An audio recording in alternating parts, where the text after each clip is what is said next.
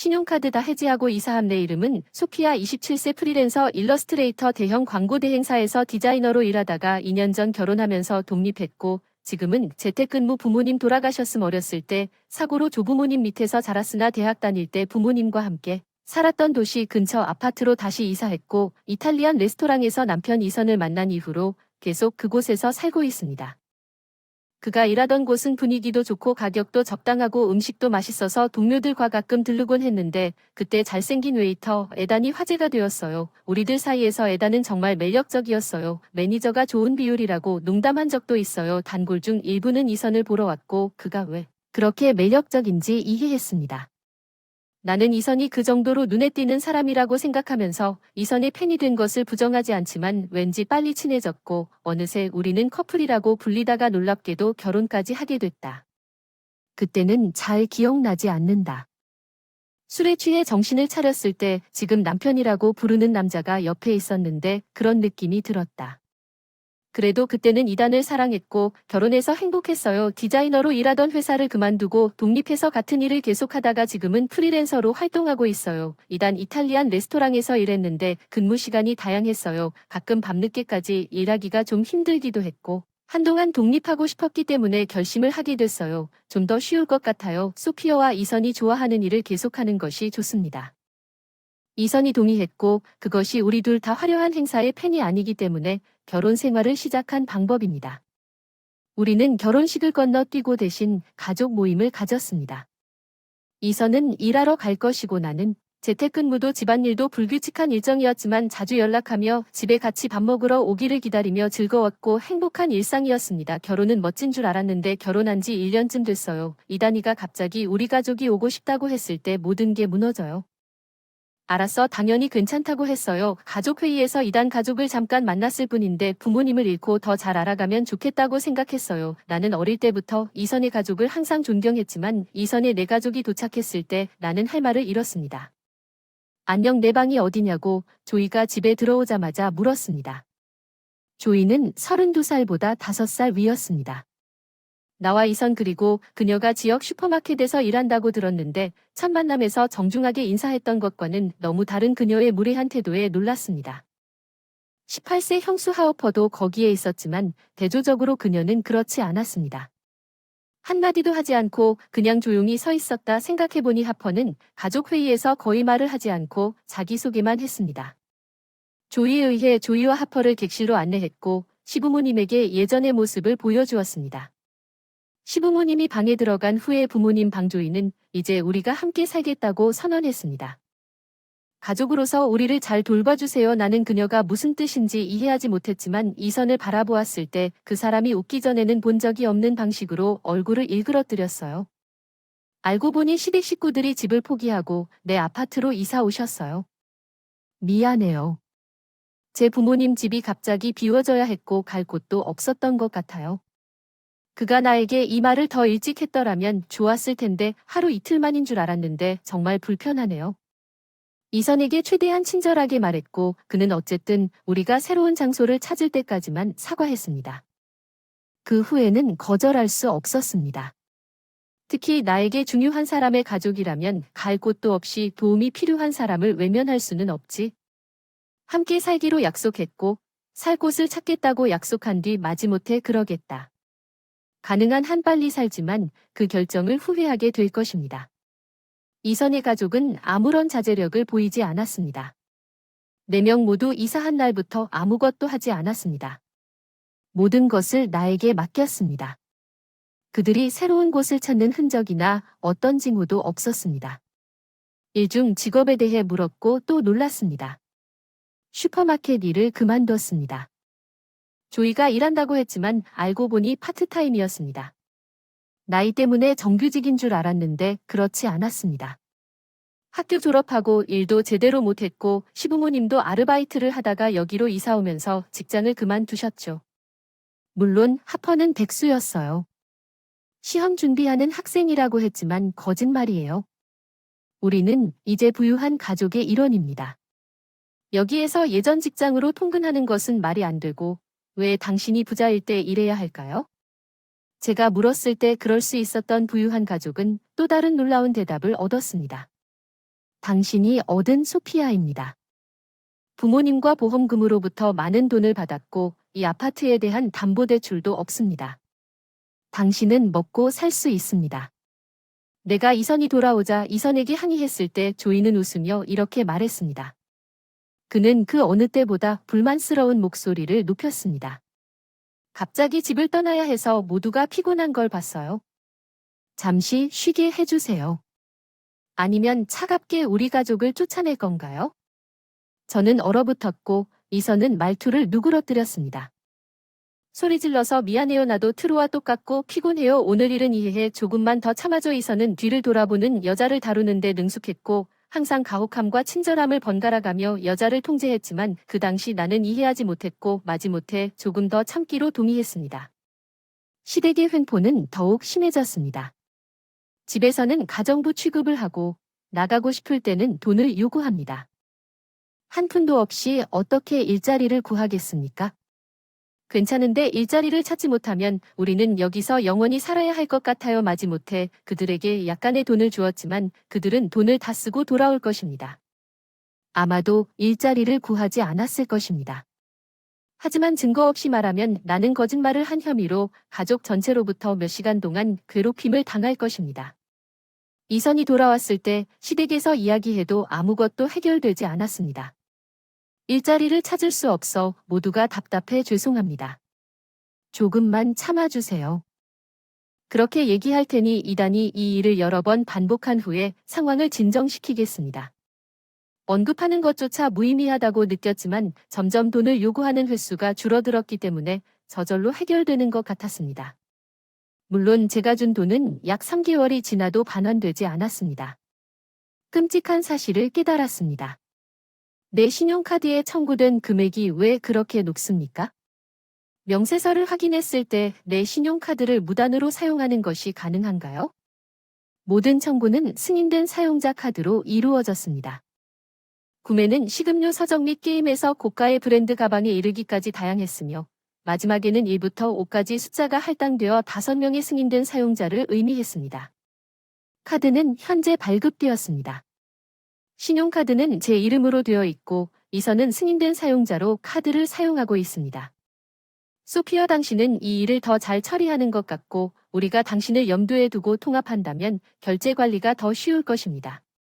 제가 관리하기로 동의했습니다. 그런데 제가 모르는 사이에 추가로 승인자 카드가 발급된 것 같습니다. 시댁에서 돈 요구를 중단한 이유는 신용카드로 결제 및 현금 서비스를 받을 수 있게 되었기 때문입니다. 이 사실을 알고 물어보니 당연히 당황스러웠습니다. 왜 그는 가족들에게 승인된 사용자 카드를 발급했는지 묻지 않고 이선은 웃으며 내가 돈이 부족하다고 말하면 불평하니 누가 당신과 결혼했는지 아는 것 외에 내가 선택할 수 있는 것이 무엇인지 말했습니다. 맞습니까? 정말로 그렇게 말할 수 있습니까? 당신 은인의 중요한 가족에 대한 일들 나는 그의 전례 없는 오만함에 충격을 받았습니다. 이선은 항상 이랬습니다. 감사하고 내 가족에게 더 헌신한다면 그때까지는 당신을 가족의 일원으로 생각할 것입니다. 서류상 결혼을 한 적이 없었습니다. 이선이 조용히 압박하는 모습을 보기 전에는 결혼이 재판으로 간주된다는 말을 들어본 적이 없었습니다. 그건 당신이 아직 가족의 완전한 구성원이 아니라는 뜻입니다. 마음에 들지 않으면 언제든지 떠날 수 있습니다. 이제 우리 가족은 우리 5명뿐이다. 쓸데없는 기생충이 있을 곳은 없다. 그 순간 나는 정말로 이선의 진정한 모습을 보았다. 내 몸에서 모든 피가 빠져나간 것 같은 느낌이 들었다. 나는 이선과 이혼을 고려했거나 오히려 내가 왜 그랬는지 궁금해지기 시작했다. 애초에 이단이랑 결혼해서 처음엔 다른 여자들처럼 잘생겼다고만 생각해서 별 생각 없이 그냥 외모만 보고 신났는데 어느 날 화장실에 갔을 때 이단이 나한테 다가와서 소피아 너는 남들과 좀 다른 것 같아. 그렇죠. 모르겠어요. 신비스럽네요. 죄송합니다. 고객에게 이런 말을 하는 게 오디입니다. 점차적으로 저는 이선에게 더 많은 관심을 기울이기 시작했습니다. 어쩌면 그것은 모두 나를 그 사람처럼 만들려는 그의 전략의 일부였을 것입니다. 우리 테이블에서 오리와 이야기를 나누고 있었는데 동료가 농담으로 내가 시내의 큰 아파트에 혼자 사는 부자 소녀라고 말했습니다. 그 직후 이선이 나에게 접근하기 시작했습니다. 아마도 그는 내부를 노리고 있었고 이 아파트 이선은 결코 내 유형이 아니었습니다. 훌륭하게도 그 사람은 유행을 선도하는 사람이고 그다지 좋게 표현하지 않아도 그 사람은 약간 플레이보이 같은 것 같아요. 저는 깊고 조용한 대화를 나눌 수 있는 성숙한 사람을 더 선호했는데 어쩐지 저는 이선을 좋아하게 됐어요. 제게는 항상 미스터리였어요. 이선을 뭐라고 부르겠어요? 잘생겼다. 특히 나처럼 남자가 익숙하지 않은 여자를 매혹시키는 능력에 자신이 있었나 보다. 이제 막 사회생활을 시작한 나는 그의 계략에 반해 그와 결혼하게 됐다. 그 생각에 집에 있는 모든 것을 부숴버리고 싶었다. 좌절감과 부끄러움. 하지만 그렇게 할 만큼 어리석지는 않았어. 복수를 하기로 했어. 오히려 복수를 하기로 해서 이단이 나를 조종했던 것처럼 이 삶을 좀 더 견뎌야겠어. 난 온 가족을 조종해 제가 살고 있는 아파트는 제가 태어난 직후에 아버지께서 구입하신 모어건 에이지의 아파트였습니다. 당시에는 가격이 그리 비싸지 않았지만 근처에 대형 쇼핑몰이 들어서면서 지역이 급속히 발전하여 지금은 부모님이 키우시는 고급 아파트로 여겨지고 있습니다.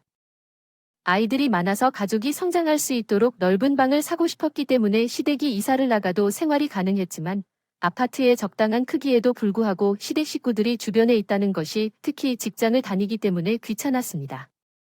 집에서 나는 조이가 이 아파트에 대한 담보대출금이 없다고 말하면서 복수를 위해 모든 것을 참았습니다.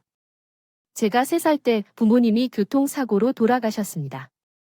그날 고속도로에서 과속 차량과 충돌하셨습니다. 그런데 독감에 걸려 고열이 나서 아파트에 조부모님이 돌보러 오셨고 혼자 남게 되었는데 보험회사에서 주택담보대출금을 처리해주니까 집비는 관리비뿐이에요. 수수료와 재산세에서는 그 금액보다 조금 더 가게에 기여할 것을 제안했습니다. 모기지는 없으므로 제가 그 정도를 넣으면 귀하의 소득은 괜찮을 것입니다. 그렇죠. 우리 각자의 수입을 개인 비용으로 사용할 수 있습니다. 이선은 괜찮습니다.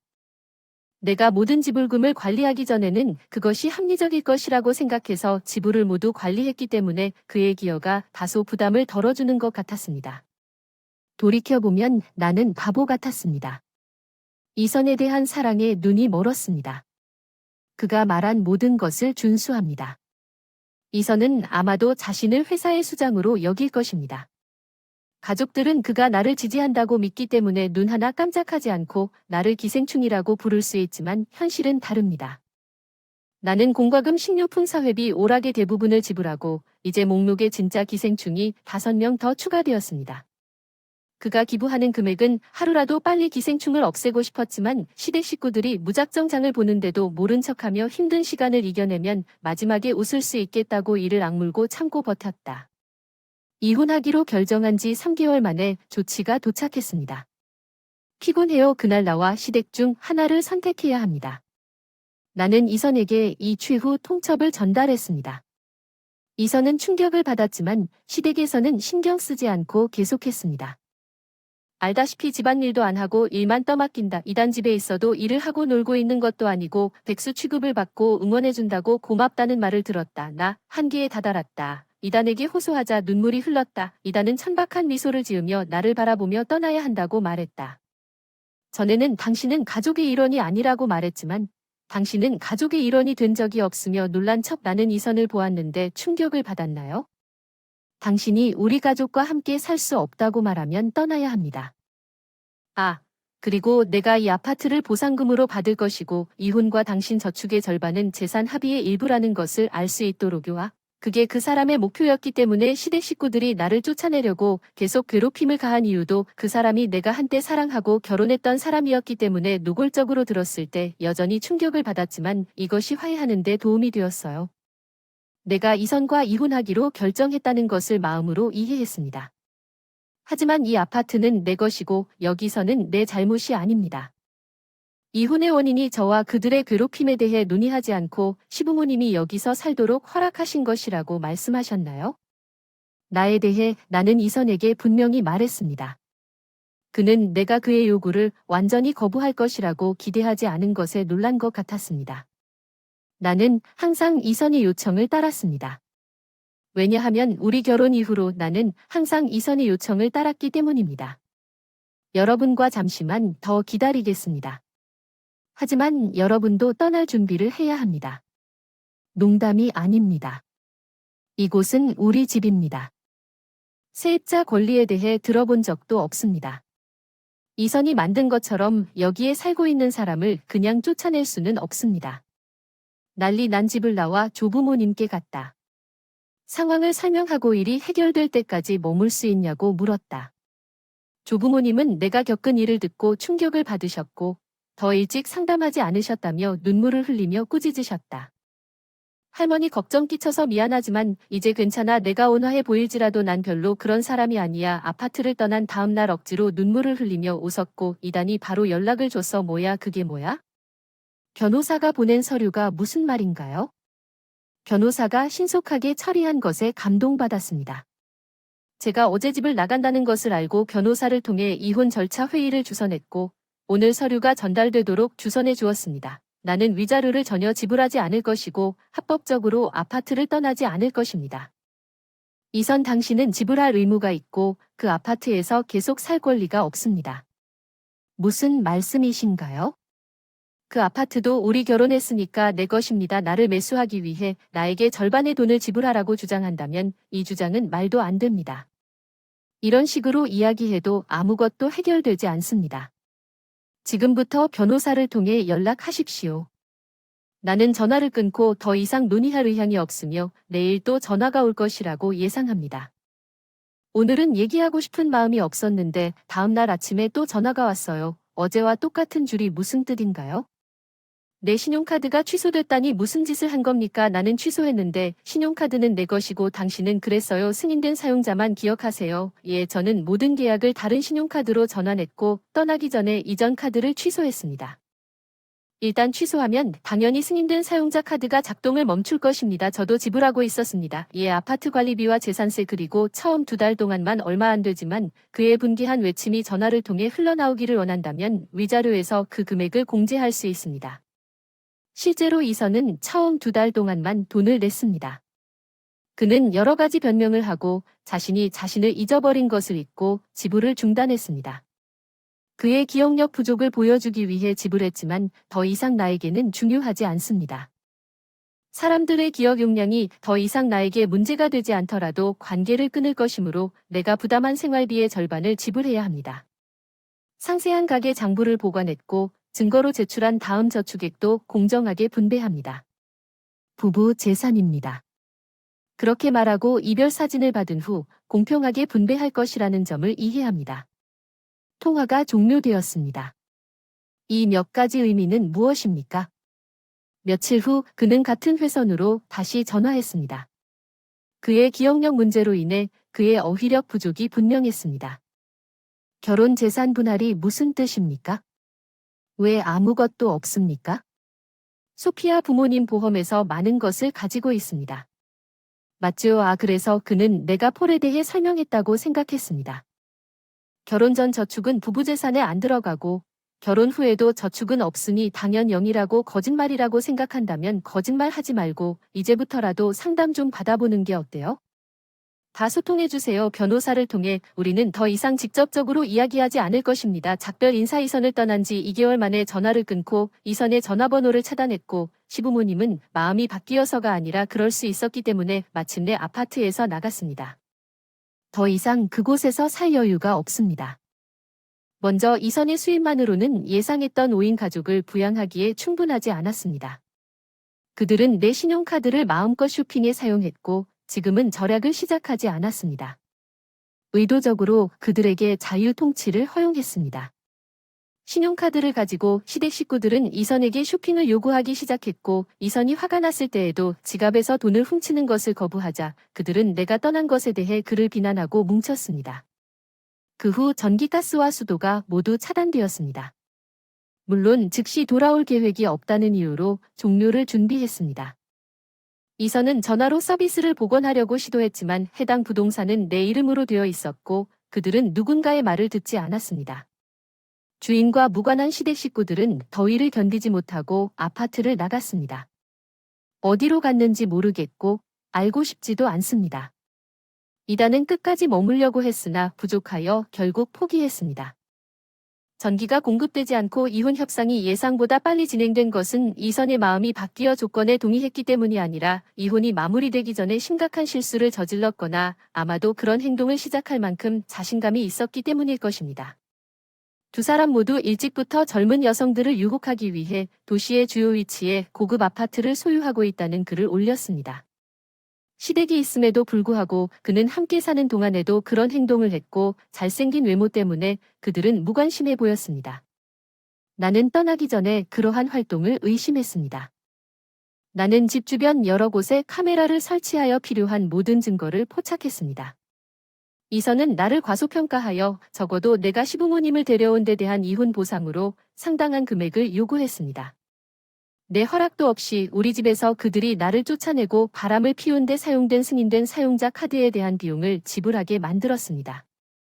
이선은 금액을 창백하게 여기고 필사적으로 화해를 구했지만 그가 지불할 수 없다는 것을 알면서 돌아갈 생각이 없었습니다. 사용자 카드에 승인되지 않은 생성에 대해 사기로 고소하겠다고 위협했을 때 그는 마지못해 동의했습니다. 그가 빚을 갚을 수 있기를 바랍니다. 이혼이 마무리되었고 나는 여전히 조부모님과 함께 지내고 있습니다. 아파트 관련해서 팔 수도 있겠지만 부모님이 주신 소중한 선물이라 기억도 없고 그런 일이 있어서 그냥 놔두면 이해해 주실 것 같아요. 일러스트레이터로서의 활동도 조금씩 잘 되고 있어요. 다시 혼자 살지도 몰라. 조부모님 집에 원격으로 일하기 좋은 시대야. 조금 더 보살핌에 빠져서 확고한 발걸음을 내디딜 테니 남자 외모에 속지 말고 함께할 상대를 찾으면 좋겠어. 내 인생을 공유할 수 있습니다. 제 이름은 캐런입니다. 저는 25세 직원입니다. 저를 키워주신 할아버지가 6개월 전에 돌아가셨습니다. 오늘은 변호사가 할아버지의 유언장을 공개하는 날이어서 할아버지 집을 방문했습니다. 4살 위이자 나의 유일한 가족인 누나 수잔과 함께 20년 전에 부모님이 사고로 돌아가셨고 그 이후로 몇 년 전 할머니가 병으로 돌아가신 이후로 우리는 조부모님 손에서 자랐습니다. 해마다 쇠퇴하고 걱정에 자주 병이 들었습니다. 나는 할아버지 집 근처 아파트에 살았고 종종 아버지를 확인하기 위해 자주 돌아갔습니다. 당신은 다 큰 여자입니다. 계속 집에 오는 것은 부적절합니다. 할아버지는 말했지만 그는 항상 유쾌하게 웃다가 어느 날 평소처럼 병문안을 가는데 할아버지가 패닉에 빠져 입구에 아파 누워 계시는 걸 발견하고 구급차를 불렀는데 할아버지가 그렇게 돌아가셨어. 야, 무슨 꿈을 꾸는 거야. 준비라도 해라. 차 한 잔. 언니의 목소리가 날 현실로 만들어주었지. 변호사는 곧 올 거야. 대답하고 부엌으로 슬쩍 살펴보니 누나가 매트 위에 여유롭게 다리를 쭉 뻗고 하품하는 모습. 아직도 언니의 진한 향수 냄새가 난다. 조금 떨어진 부엌에서도 난 언제나와 같은 표정을 지었다. 난로 위에 주전자를 올려놓고 숨죽였다. 내 여동생은 언제나 10대가 되면 자기 자식만 챙기는 타입이었어. 머리를 염색하기 시작했다. 당연하다는 듯이 불량배들과 어울리고 늘 밖에 나갔으며 문제를 일으키고 조부모님께 사과를 드려도 아르바이트를 하지 않고 돈을 요구하는 것은 당연한 일이었다. 더 콰이어트 원은 폴라웃을 자주 다루어야 했습니다. 그녀는 성인이 되어도 별로 달라지지 않은 것 같습니다. 안정된 직업도 없고 아르바이트를 하면서 떠돌고 있는 것 같습니다. 돈을 위해 할아버지 내가 없을 때마다 그녀가 이 모든 것을 너무 힘들게 여겼을 것이라고 상상하기 쉬웠습니다. 더 이네리턴스가 아니었다면 당신이 변호사이군요. 오늘 와주셔서 감사합니다. 언니의 높고 격식 있는 목소리가 들렸습니다. 변호사가 도착했다는 소식에 나는 서둘러 찻주전자에 찻잎을 넣고 입구로 향했습니다. 오늘 와주셔서 감사합니다. 장례식에서 변호사를 만났습니다. 그의 눈은 할아버지처럼 친절했습니다. 변호사의 나쁜 제안을 하고 그의 가슴에서 밝게 빛났습니다. 할아버지 초상화 앞에서 향을 피우시며 제가 대접했던 차를 한 모금 마시고 할아버지의 유언장을 꺼냈습니다. 할아버지가 살아계실 때 맡긴 내용은 다음과 같았습니다. 누나 수잔이 2천만 달러를 상속받을 예정이었습니다. 현금으로 나랑 작은 딸이 씻은 땅에 있는 이 집을 물려받게 됐다는 소식을 듣고 언니는 큰 딸에게는 현금 2천만 달러, 작은 딸에게는 낡은 집만 준다는 게 얼마나 웃기냐며 웃었다.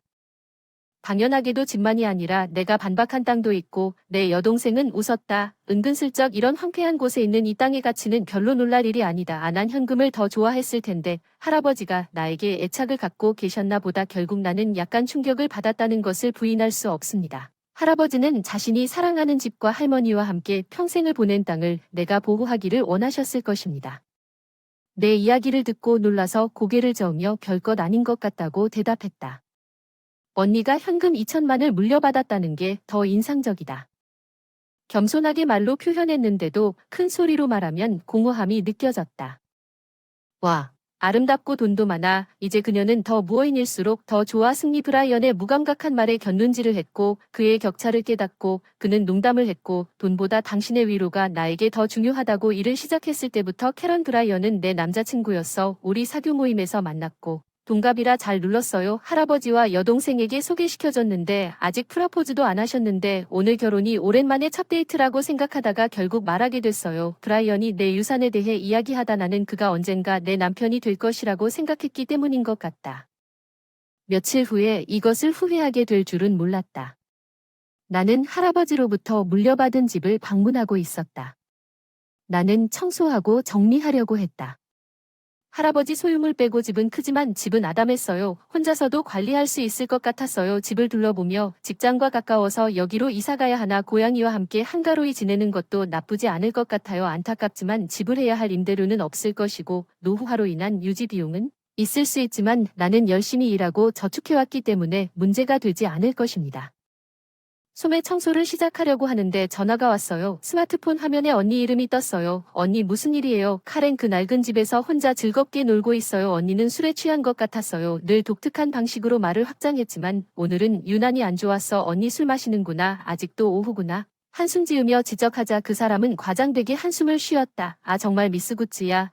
내가 그 사람 술을 마셨다고 해서 내가 여기로 이사할까 생각 중이어서 결국 나는 대화를 빨리 끝내고 싶어서 언니의 질문에 답했다. 나 지금은 특급 호텔 스위트룸을 즐기고 있어. 언니가 좀 과장되게 목소리를 높여서 지금 누구랑 같이 있는지 지루할지 모르겠어. 그런 태도는 브라이언이 싫어하게 될 것 같아 미안해요. 카렌 브라이언의 목소리가 대사를 이어갈 때 깜짝 놀랐어요. 브라이언의 갑작스러운 개입이 균형을 깨뜨렸어요. 어지러운 물음표가 머리에 떠오르지만 상상에 대한 분개함 이때 내 머릿속에 역겨운 상상이 완성됐어. 놀랐어. 허니가 소개해준 이후로 내 동생의 비열한 목소리가 끼어들었어. 나는 브라이언이 꽤 캐치하다고 생각했는데 그녀는 내가 소개한 이후로 브라이언에게 얼마나 끌렸는지 자랑스럽게 떠들었다. 그녀가 나 때문에 그가 일하는 곳을 어떻게 알았는지, 그가 퇴근하자마자 그녀가 그에게 어떻게 다가왔는지, 그는 그녀가 나보다 수백 배 더 매력적이라고 말하자 쉽게 따라왔다. 2천만 달러를 가진 아름다운 여자를 거부할 수 없지. 그 말투가 이해해 달라는 듯 말투가 내 감정을 식혀서 피가 빠져나가는 것 같은 차가운 느낌 같은 남자는 필요 없는 거 알지? 내 말에 언니가 씩 웃어주는 게 들려왔어. 전화기 목소리가 다시 언니 목소리로 바뀌었지 뭐. 그럼 이제부터 우리를 자매라고 생각하지 말자. 알았으니까 나한테 돌아서는 건 싫어. 그 말에 망가졌다. 그녀는 부족한 감정에 압도되어 통화를 종료했다. 나는 울부짖는 것밖에 할 수 없었다. 그로부터 5년이 지났다. 내 노트북 앞에서 졸고 있는 고양이가 있었다. 고양이도 가르랑거리고 있었다. 오늘은 쉬는 날인데 아직 집에 가져갈 일이 좀 남아서 만족스럽게 자고 있어요. 전화벨이 울리기 시작했다. 내 스마트폰의 근무 등급일지도 모른다는 낯선 번호가 떴다. 나는 아무 의심 없이 전화를 받았다. 안녕 카렌 오랜만이야. 나는 누구인지 바로 알아차리고 얼어붙었다. 특유의 말투는 틀림없이 내 것이었다. 자매 여러분, 캐런이군요. 솔직히 신경 쓸 수가 없어서 수잔이 소리 지르는데 돈 좀 빌려줘. 태연하게 대답했어. 할아버지가 왜 그렇게 재산을 분배하셨는지 항상 궁금했는데 브라이언을 데려가시고 인연을 끊던 날 이해가 됐어요. 천천히 이야기를 시작했어요. 5년 전 브라이언이 나와 헤어졌을 때 나는 울면서 뭉개졌다. 나는 멍하니 방에 앉아 허공을 바라보며 중얼거렸는데 이 큰 눈물이 또 쏟아지기 시작했다. 내 시선은 내가 찍은 그림에 떨어졌다. 어렸을 때 만들어서 할아버지께 선물해 주셨고 액자에 담아 사랑스럽게 걸어두셨다가 비틀비틀 일어나 그림을 집으셨어요. 할아버지 그리움과 쓸쓸함이 뒤섞여 눈물이 나기 시작했어요. 그림 뒤에서 뭔가 떨어지는 걸 느꼈어요. 액자를 집어보니 나에게 보낸 새 메모지였다. 어렸을 때 이 액자 뒷면에 메모를 붙이고 할아버지와 비밀 메시지를 주고받았던 일이 생각난다. 마치 가족 일기장 같았다. 내가 집을 물려받게 될 것이라는 것을 알면서 그는 아마도 내가 이 쪽지를 찾을 것이라고 생각했을 것입니다. 내가 그것을 캐런에게 눈치채지 못하게 했을 수도 있다는 생각에 몸서리를 치게 되어 기쁩니다. 편지에 적힌 날짜는 할아버지가 돌아가시기 직전이었습니다. 당신은 지금 당장 이 편지를 분명히 보셨을 것입니다. 당신은 아마도 내가 왜 그런 식으로 내 재산을 당신의 여동생에게 현금으로 분배하고 당신을 위해 오래된 집과 땅을 분배했는지 궁금할 것입니다. 내가 수잔을 선호하는 것처럼 보일 수도 있지만 어떤 편의 주장에도 불구하고 그렇지 않습니다. 내 재산의 대부분을 끝까지 챙겨주신 당신에게 맡기고 싶었어요. 할아버지께서 저를 어떻게 생각하시던 간에 이제야 저를 괴롭히던 것이 무엇인지 이해하게 됐어요.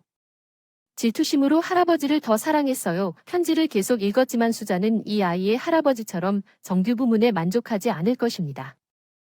그녀가 정말 욕심이 많다는 것을 인정해야 합니다. 할아버지는 심지어 내 남자친구를 나에게서 빼앗아가기까지 했습니다. 그게 내가 원하는 것입니다. 그래서 내가 이렇게 마련한 이유가 속으로 전해지도록 하십시오. 언뜻 보기에 수잔이 더 나은 거래를 받은 것처럼 보이면 할아버지의 편지에 따르면 그녀는 당신의 목에 관심을 기울이지 않을 것입니다. 우리 지역의 이 땅의 가치는 다음과 같은 이유로 계속 증가하고 있습니다. 이 글을 쓰고 있는 현재 진행 중인 도시 개발은 아직 수잔의 2천만 달러 가치는 아니지만 여기까지 읽으면 이 땅의 가치는 앞으로 확실히 높아질 것입니다.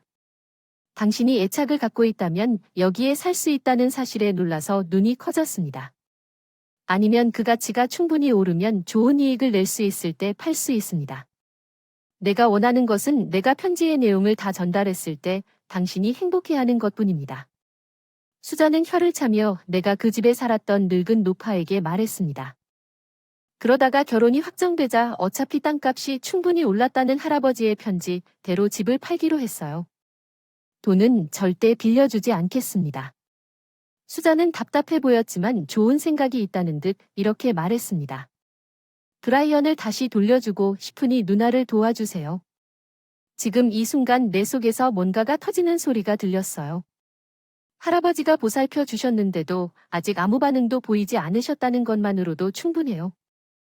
고마워요. 난 당신을 경멸하고 당신은 더 이상 내 여동생이 아니고 게다가 난 이미 결혼했어요. 브라이언도 필요 없고 그 사람 얼굴이 내 인생에서 영원히 사라지는 걸 보고 싶지도 않아요. 필요한 말을 했어요. 빨리 통화 차단을 설정했는데 내 무릎 위에 고양이가 침대 위에서 옹크리고 있었습니다. 재빨리 고양이를 안고 미안하다고 말했습니다. 그 후 수잔이 브라이언에게 연락한 것 같았고 두 사람 모두 우리의 집에 들이닥쳤습니다. 그들은 브라이언을 나에게 돌려주려고 노력합니다. 이제 괜찮은 결말이군요. 하지만 그들은 뭔가 오해하고 내 친척이라고 소리쳤나 봐요. 나는 방금 땅을 팔았고 그것과 아무 관련도 없었는데 그 두 사람에게는 내가 땅을 팔았을 뿐입니다. 그리고 여관을 짓고 보니 여관 주인임에 틀림없었다. 물론 직원들이 경찰에 신고했고 결국 두 사람은 물건 여러 개를 파손한 혐의로 체포됐고 더 나아가 돈을 노리고 결혼 사기를 펼친 것으로 드러났다. 예전에는 같이 감옥에 갈 것 같더라고요. 저도 경찰 조사를 받았지만 저를 데리러 온 남편과 저를 데리러 온 남편으로 사이가 멀어지고 풀려나서 제가 관여하지 않았다는 것을 빨리 증명할 수 있었습니다. 비명소리가 들리는 역을 지나가다가 시선을 돌렸는데 완전히 달라 보이는 수잔과 브라이언이 있었는데 다행스럽게도 그들은 우리를 눈치채지 못했습니다. 둘 다 헝클어진 머리와 낡은 옷을 입고 있었고 제가 기억하는 두 사람, 특히 수잔과 전혀 닮지 않았습니다. 화장을 거르지 않은 그녀의 패션은 더욱 달라 보였다. 그들은 아마도 다른 곳으로 옮겨졌을 텐데 우울한 두 사람의 모습을 보며 남편과 나는 눈을 마주쳤다. 나는 그가 뻗은 손을 잡고 경찰서를 나왔다. 괜찮으세요? 남편이 항상 걱정하며 부드러운 눈으로 나를 바라봤습니다. 괜찮아요. 당신과 이 작은 아이가 있어요. 거의 눈에 띄지 않는 배를 어루만지고 뱃속에 미소를 지었습니다. 새 식구가 돈을 버는 것도 중요하지만 뭔가가 있어요. 그보다 더 소중한 것은 남편과 함께 아이를 가르치고 싶은 것입니다. 제 이름은 크리스티아노입니다. 36세 주부로 아르바이트를 하며 두 아이를 키우며 생활은 대체로 괜찮은 편이지만 남편 빌리 때문에 답답할 때가 많습니다. 같은 나이이고 어떤 이유에서인지 카포일을 하는 빌리는 주말에 정원이를 도와달라고 하면 항상 가족보다 어머니를 우선시하는 것 같습니다. 식물이 있는 날에도 그는 즉시 바꿀 것입니다. 부모님을 방문하기로 했던 그는 갑자기 우리 아이의 생일 대신 엄마와 함께 쇼핑을 가기로 결정했습니다. 그는 우리 아이가 과일 타르트로 선택한 캐릭터 케이크를 거부했습니다. 그의 엄마는 맛있다고 말했습니다. 비타민 그는 내가 나중에 그와 자주 맞닥뜨릴 것이라고 주장했습니다. 특히 실망한 아이의 얼굴을 볼 때 그의 어머니는 아들과 손자를 사랑하는 사랑이 많은 할머니처럼 보일지 모르지만 빌리가 그녀를 우선시할 때 느끼는 관심과 우월함을 분명히 즐기고 있습니다. 우리 아이가 다쳤다는 뜻인데 웃으면서 미안하다고 할머니 잘못이래요. 가끔 나한테 거만하게 행동해서 아버지가 돌아가신 이후로 좋은 시어머니라고 칭찬하는 걸 듣기 힘들어요. 빌리는 어머니까지 망치고 있어요. 점점 더 그녀의 태도는 커졌고 그게 다야 우리 10주년 결혼기념일이 다가오고 있어 10주년 기념으로 맛있는 저녁 식사와 레스토랑을 찾는 건 어때요? 아이들을 엄마나 부모님에게 맡길 수 있을 것 같아요. 좋은 곳을 예약하자고 제안했어요. TV에 나온 레스토랑이 우리가 일반적으로 방문하지 않는 고급 레스토랑으로 결정했다는 것을 기억하십시오. 빌리는 신나는 듯 빨리 엄마에게 전화하여 아이들을 보라고 했습니다. 아직 2달이나 남았음에도 불구하고 우리의 특별한 날을 고대하고 있었습니다. 1시간 기념일 나는 긴장하고 있었다. 퇴근하고 곧장 집에 오겠다고 약속한 빌리는 어디에도 없었다. 나는 그가 붙잡혔거나 잊어버렸을지도 모른다고 계속 생각했지만 아침에 그 사실을 언급했다. 나는 그 사람이나 그의 어머니에게 연락할 수 없었다. 아이들과 절망을 돌보기로 되어 있던 사람이 사무실에 전화했는데 한 여자가 대답했고 그가 이미 떠났다고 빨리 말했습니다. 나는 그녀에게 감사를 표하고 왜 린이 우리 계획을 알고 있는 우리 아이들에게 전화를 걸 수 없는지 궁금해 전화를 끊었습니다. 똑딱이는 시계 때문에 눈을 뗄 수가 없는 게 분명 걱정이 돼서 아까 회사에 전화하기 직전에 전화 받은 사람이 벌써 집에 올 수 있을 텐데 오늘 아침에 자전거로 갔으니 이렇게 계속 빌리를 기다린다 막바지까지 했는데 이미 예약이 저녁 7시로 제한되어 있었습니다. 그리고 레스토랑에 전화해서 우리가 늦을 거라고 알릴 시간이 가까워졌는데 파티가 이미 왔어요. 여주인이 제가 앞서 말했듯이 이미 손님들과 함께 자리에 앉으셨다고 여주인이 말했어요. 그와 함께 온 남자가 누구냐고 하더군요. 비즈니스복 장관 아이든 여자 실례합니다만. 당신입니까? 제가 잘못해서 빨리 답장을 했습니다. 미안하고 나이 든 여자는 전화를 끊었습니다. 빌리가 마침내 대답하자 나는 즉시 전화를 걸었습니다. 그는 당신이 쉬지 않고 전화한 것에 대해 꽤 짜증나는 소리를 했습니다. 지난 2개월 동안 동네 식당을 대신하자고 제안했는데 내가 빌리의 우선순위에 있었던 게 분명해졌어. 아이들이 오늘 밤 할머니의 요리를 놓칠 것이기 때문에 그들이 좋아하는 것을 꼭 요리해달라고 덧붙였어. 고마워요. 내가 빌리를 계속 유지하려고 노력했어요. 라인 부모님이 10주년 기념으로 선물을 주셨는데 저녁 얘기도 듣고 싶다고. 선물 부모님은 맨날 이것저것 보내요. 난 싫어. 그냥 현금 아닌 건 던지기 싫어. 빌리가 사랑하는 사람에게 진심이 담긴 선물을 버리자고 제안 아이 마지막으로 한 번 더 부탁드려도 후회할 거라고 확신하시나요? 빌리는 어리둥절한 소리를 냈지만 마음을 바꾸지 않았습니다. 후회하냐? 현금을 잘 보관하세요. 우리 음식은 여기 있어요. 다시 전화하지 마세요. 안녕. 저는 전화를 끊고 우리 아이들이 보고 있는 것을 보고 한숨을 쉬었습니다. 우리에게 그런 선물을 준 사람들 내가 애들을 깨물 때까지 그런 남자를 어떻게 10년 동안 참았느냐. 빌리는 집에 와 있었다. 10주년인데도 엄마를 우선시하는 건 좀 무리라고 생각하지 않니? 나 저녁 식사를 제안한 사람이 바로 그 사람이었는데 내가 얼마나 기대하고 있었는지 넌 알고 있었잖아. 다른 날에 엄마랑 같이 식사할 수 있었을 텐데 그래 너무 극적으로 말하지 마. 내가 널 가족 식당에 데려가겠다고 말했잖아. 용돈 반이라도 갚아도 그건 아니잖아. 우리 결혼기념일 선물을 모두 무시한 건 이미 충분해. 나 내일 일이 있어서 그냥 자러 갈까? 빌리는 더 이상 얘기하고 싶지 않아서 샤워하고 바로 다음날 아침에 바로 잠들어서 마지막으로 한 번 더 해볼 생각이었는데 기념일 선물에 대해 빌리는 분명히 짜증난 표정으로 내 말을 무시하고 아무 말도 없이 거실을 나갔다. 그는 전날부터 여전히 속상한 표정으로 출근한 듯 했다. 할 만큼 했고 기회도 많이 주었고 아이들을 학교에 보낸 후 그의 태도를 보고 3시간 만에 빌리로부터 급한 전화를 받았다. 예상보다 빨리 전화한 줄 알고 대답했는데 빌리가 당황한 목소리로 말을 하기 시작했다. 어제 말씀하신 선물은 부모님한테서 받았나요? 제가 말했던 것처럼 우리도 친구한테서 선물을 받았어요. 상사 사이러스 그리고 심지어 대통령한테도 당신이 언급한 적 없는 거요. 제가 그랬어요. 부모님한테서 주신 선물이라고 말했어요. 부모님 아버지. 빌리의 상사 및 대통령과 수년 동안 친구였으며 우리 가족은 항상 친했습니다. 제가 어렸을 때부터 나를 가족처럼 대했던 두 사람은 전날 저녁에 우리에게 선물을 주기 위해 찾아왔습니다. 대통령이 선택한 시계는 정말 그렇습니다. 나도 알고 있고 사이러스가 가져온 와인도 맛있어 보였지만 지금은 상관없잖아. 현금 있는 건 다 버리라고 했으니 내가 무슨 짓을 했는지 넌 알겠니? 빌리는 분노했지만 무슨 근거로 불평하는지 궁금해서 정말 괜찮은지 확인하려고 했고 집에 오면 또 얘기하려고 했는데 아침에도 넌 나를 무시했지. 빌리 탓하지 마. 네 탓이야. 나는 그 사람의 말을 듣고 전화를 끊었습니다. 빌리는 계속 전화를 걸었지만 나는 그의 전화를 모두 무시했습니다. 유치해 보일지 모르지만 나는 분노를 참을 수 없었습니다.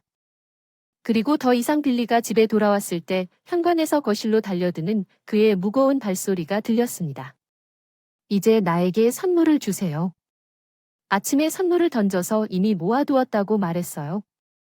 빌리가 나를 밀치고 바닥을 짓밟은 것을 본 것보다 더 화가 났어요. 믿을 수 없을 정도로 옳고 그름을 알 수 없나요? 기념일 저녁인 줄 알면서 넌 엄마랑 식당에 가서 선물도 보지도 않고 버리라고 해서 정신이 없나 의심이 들었어. 열띤 논쟁 내내 빌리가 소리 지르며 맞섰지. 빌리는 계속 내가 그 사람이라고 주장했지. 잘못 버렸으니 사과해라. 직장에 다 말했으니 이제 어쩔 수 없지. 빌리의 이기적인 추리에 분노가 터졌다. 아 진짜 그럼 직접 사과하고 싶은데 여기로 와달라고 하면 안 될까? 뭐야. 빌리는 자신에게 맞지 않는 말에 눈에 띄게 흔들렸다. 특히 조정실 문이 열려있는 것을 보고는 다른 방에서 나온 상사와 사장을 마주하며 놀라서 투덜거렸다. 이야기를 들은 빌리 측은 내 행동이 성격이 좀 이상하다고 생각하고 내 입장도 듣기 위해 전화를 걸었다. 내 설명을 듣고 빌리가 집에 오기를 기다리다가 당신 사무실에 전화했다는 사실도 포함해서 모든 것을 말해주기로 했다. 그들의 선물이 우리 사이에 오해를 불러일으킨 것이 안타깝고 그들은 우리 이야기를 다시 들어달라고 요청했기 때문에 나는 그들을 초대했지만 빌리가 집에 왔을 때 얼마나 흥분했는지 보고 나는 그에게 분노에 사로잡힌 빌리를 진정시키기 위해 옆방에서 기다려달라고 부탁했습니다. 두 사람의 존재를 눈치채지 못한 것 같았습니다. 대통령님. 이제서야 상황을 깨닫고 미안합니다. 빌리는 얼굴이 창백해진 채 두 사람에게 깊게 고개를 숙이고 사과했습니다. 특히 그 이후에 제가 방금 나눈 이야기를 부정할 수 없다는 것을 깨달았나 봅니다.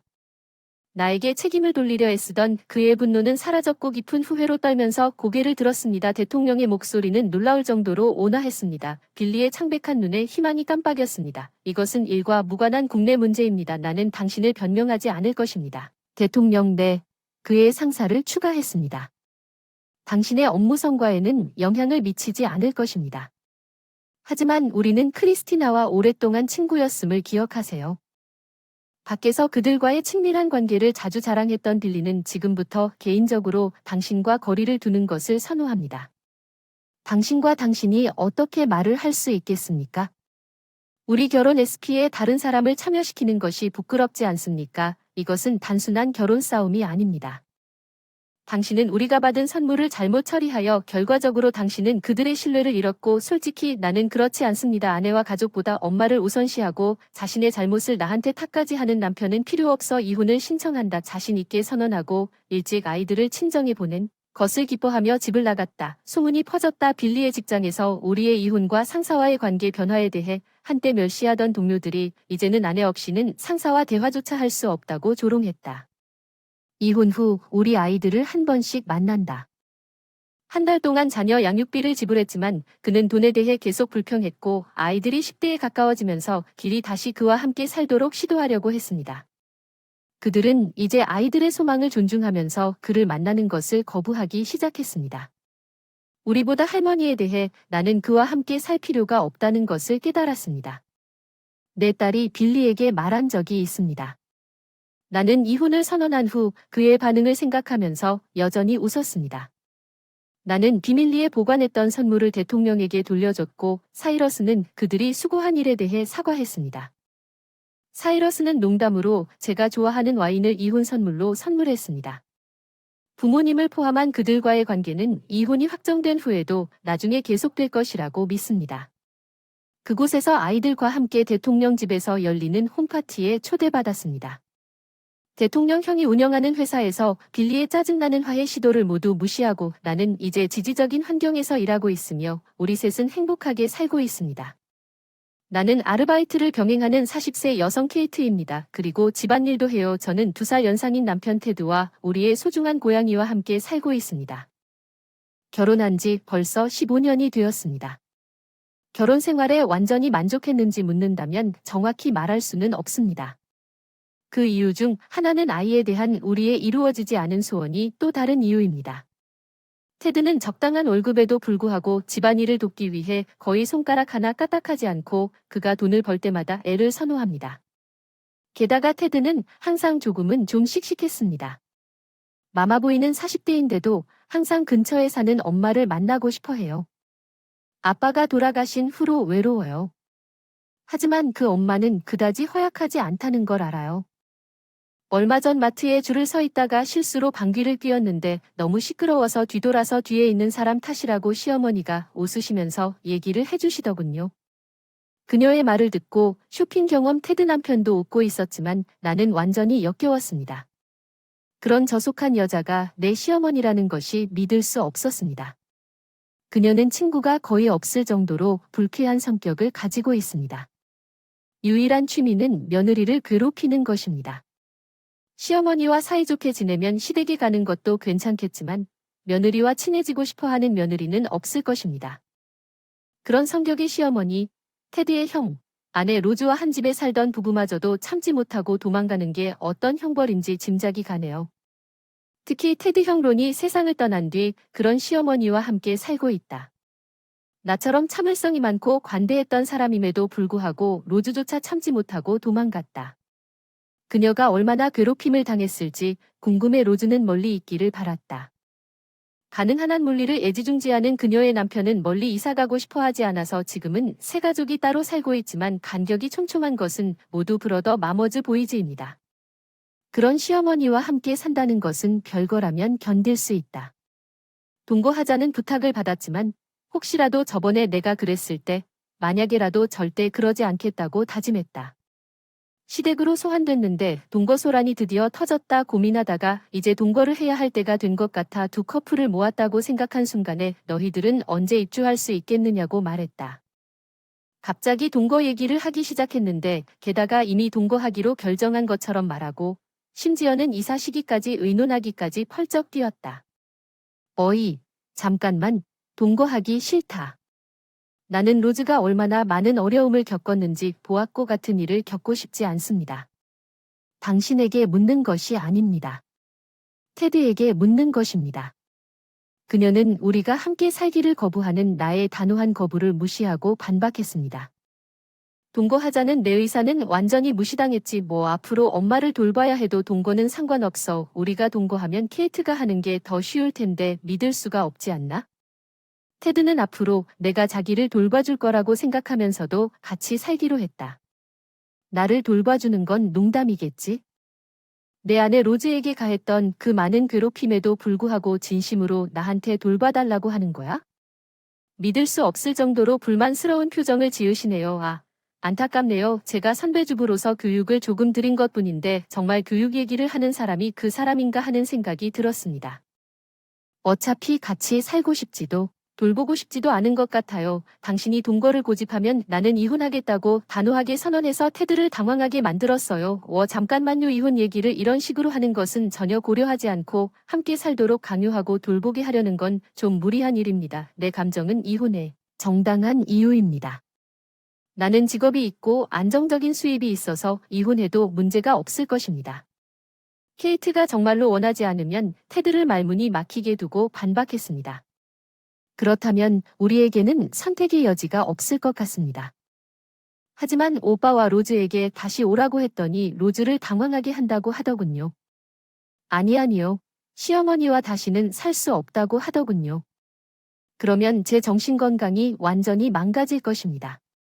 하지만 이번에는 그녀의 남편이 어머니를 진정시키려고 노력했습니다. 진정해 로즈. 응, 엄마가 전에는 너한테 좀 심하게 했을지 모르지만 엄마는 너를 위해서 그랬던 거야. 너무 후회하고 있어. 후회하는 기색은 하나도 없어. 괜찮아. 내가 무슨 일이 있어도 말대답하지 마. 그러니까 나도 별 감흥이 없지. 며느리가 케이트처럼 너무 솔직한 성격일 때도 힘들지만 옳은 말을 안 할 때도 힘들고 너도 반성할 일이 있지. 예상치 못한 일에 어떡하지? 처남의 말 로즈는 할 말을 잃었습니다. 옆에 서 있는 저도 깜짝 놀라 말문이 막혔습니다. 게다가 로즈는 늘 전업주부로 살아왔습니다. 무게 생각나네. 아 그래 동물원에 큰 물범 소식 들었지. 물개 보고 싶다. 형부도 웃기 시작했어. 아 그거 진짜 끔찍해. 내가 물개 같다고 눈물이 펑펑 났다는 거야? 로즈의 눈빛 당황스러워 위로하려 했지만 시어머니와 처남은 멈추지 않았다. 아니 그건 편집증적 망상일 뿐이야. 동물원에 큰 물범이 온다는 얘기를 하고 있었을 뿐이지. 마치 형부 물개들이 오리발을 흔들며 호호 소리를 내는군요. 호호 정말 완벽한 흉내네요. 형부와 시어머니가 물개 흉내를 내기 시작했습니다. 옆에서 손을 퍼덕이는군요. 그만해 제발 제발요. 내가 서프라이즈에서 외쳤을 때 너희 정신이 나간 놈들. 로즈는 눈물을 흘리며 집 밖으로 뛰쳐나갔다. 나는 그녀가 시어머니에게 소리를 지르는 것을 따라 일어나서 어떻게 너희들이 그렇게 배려심 없고 무례할 수 있니? 로즈와 나는 당연하지 않아. 너랑 같이 살고 싶지 않아. 테드가 뱉어냈어. 넌 일하니까 키도 크고 힘도 세지만 넌 그냥 혼자 살려고 노력하는 여자일 뿐이야. 로즈처럼. 거리로 나가게 될 거야. 위협할 생각은 하지 마. 이혼하면 후회할 거야. 내가 로즈보다 유리한 입장에 있었지만 그 말이 참으로 마음이 아팠고 쉽게 괜찮다고 말할 수 없었던 것도 사실이니까 어쨌든 나는 동거를 절대 거부한다. 그렇게 말하고 시댁에서 뛰쳐나갔다. 로즈를 찾아 위로하고 싶어서 한동안 동네를 돌아다녔다. 로즈가 로즈케이트를 따라 터벅터벅 걷고 있는 것을 발견했다. 로즈가 울어서 얼굴이 엉망이 되어 돌아서자 나는 어떻게든 로즈를 진정시켰다. 내려와 근처 카페에 들어감. 더 이상 참을 수가 없어. 시어머니에게 항상 괴롭힘을 당했고 결코 도와주지 않았어. 나도 동의했어. 응 형부랑 테드 둘 다. 그런 마마스 보이지야. 한숨 쉬었다. 시어머니의 따돌림만이 아니라 그 사람 바람피는 건 더 이상 참을 수 없어. 시어머니가 바람 피우는 걸 도와주고 있는데 갑자기 이런 얘기가 나와서 깜짝 놀랐다.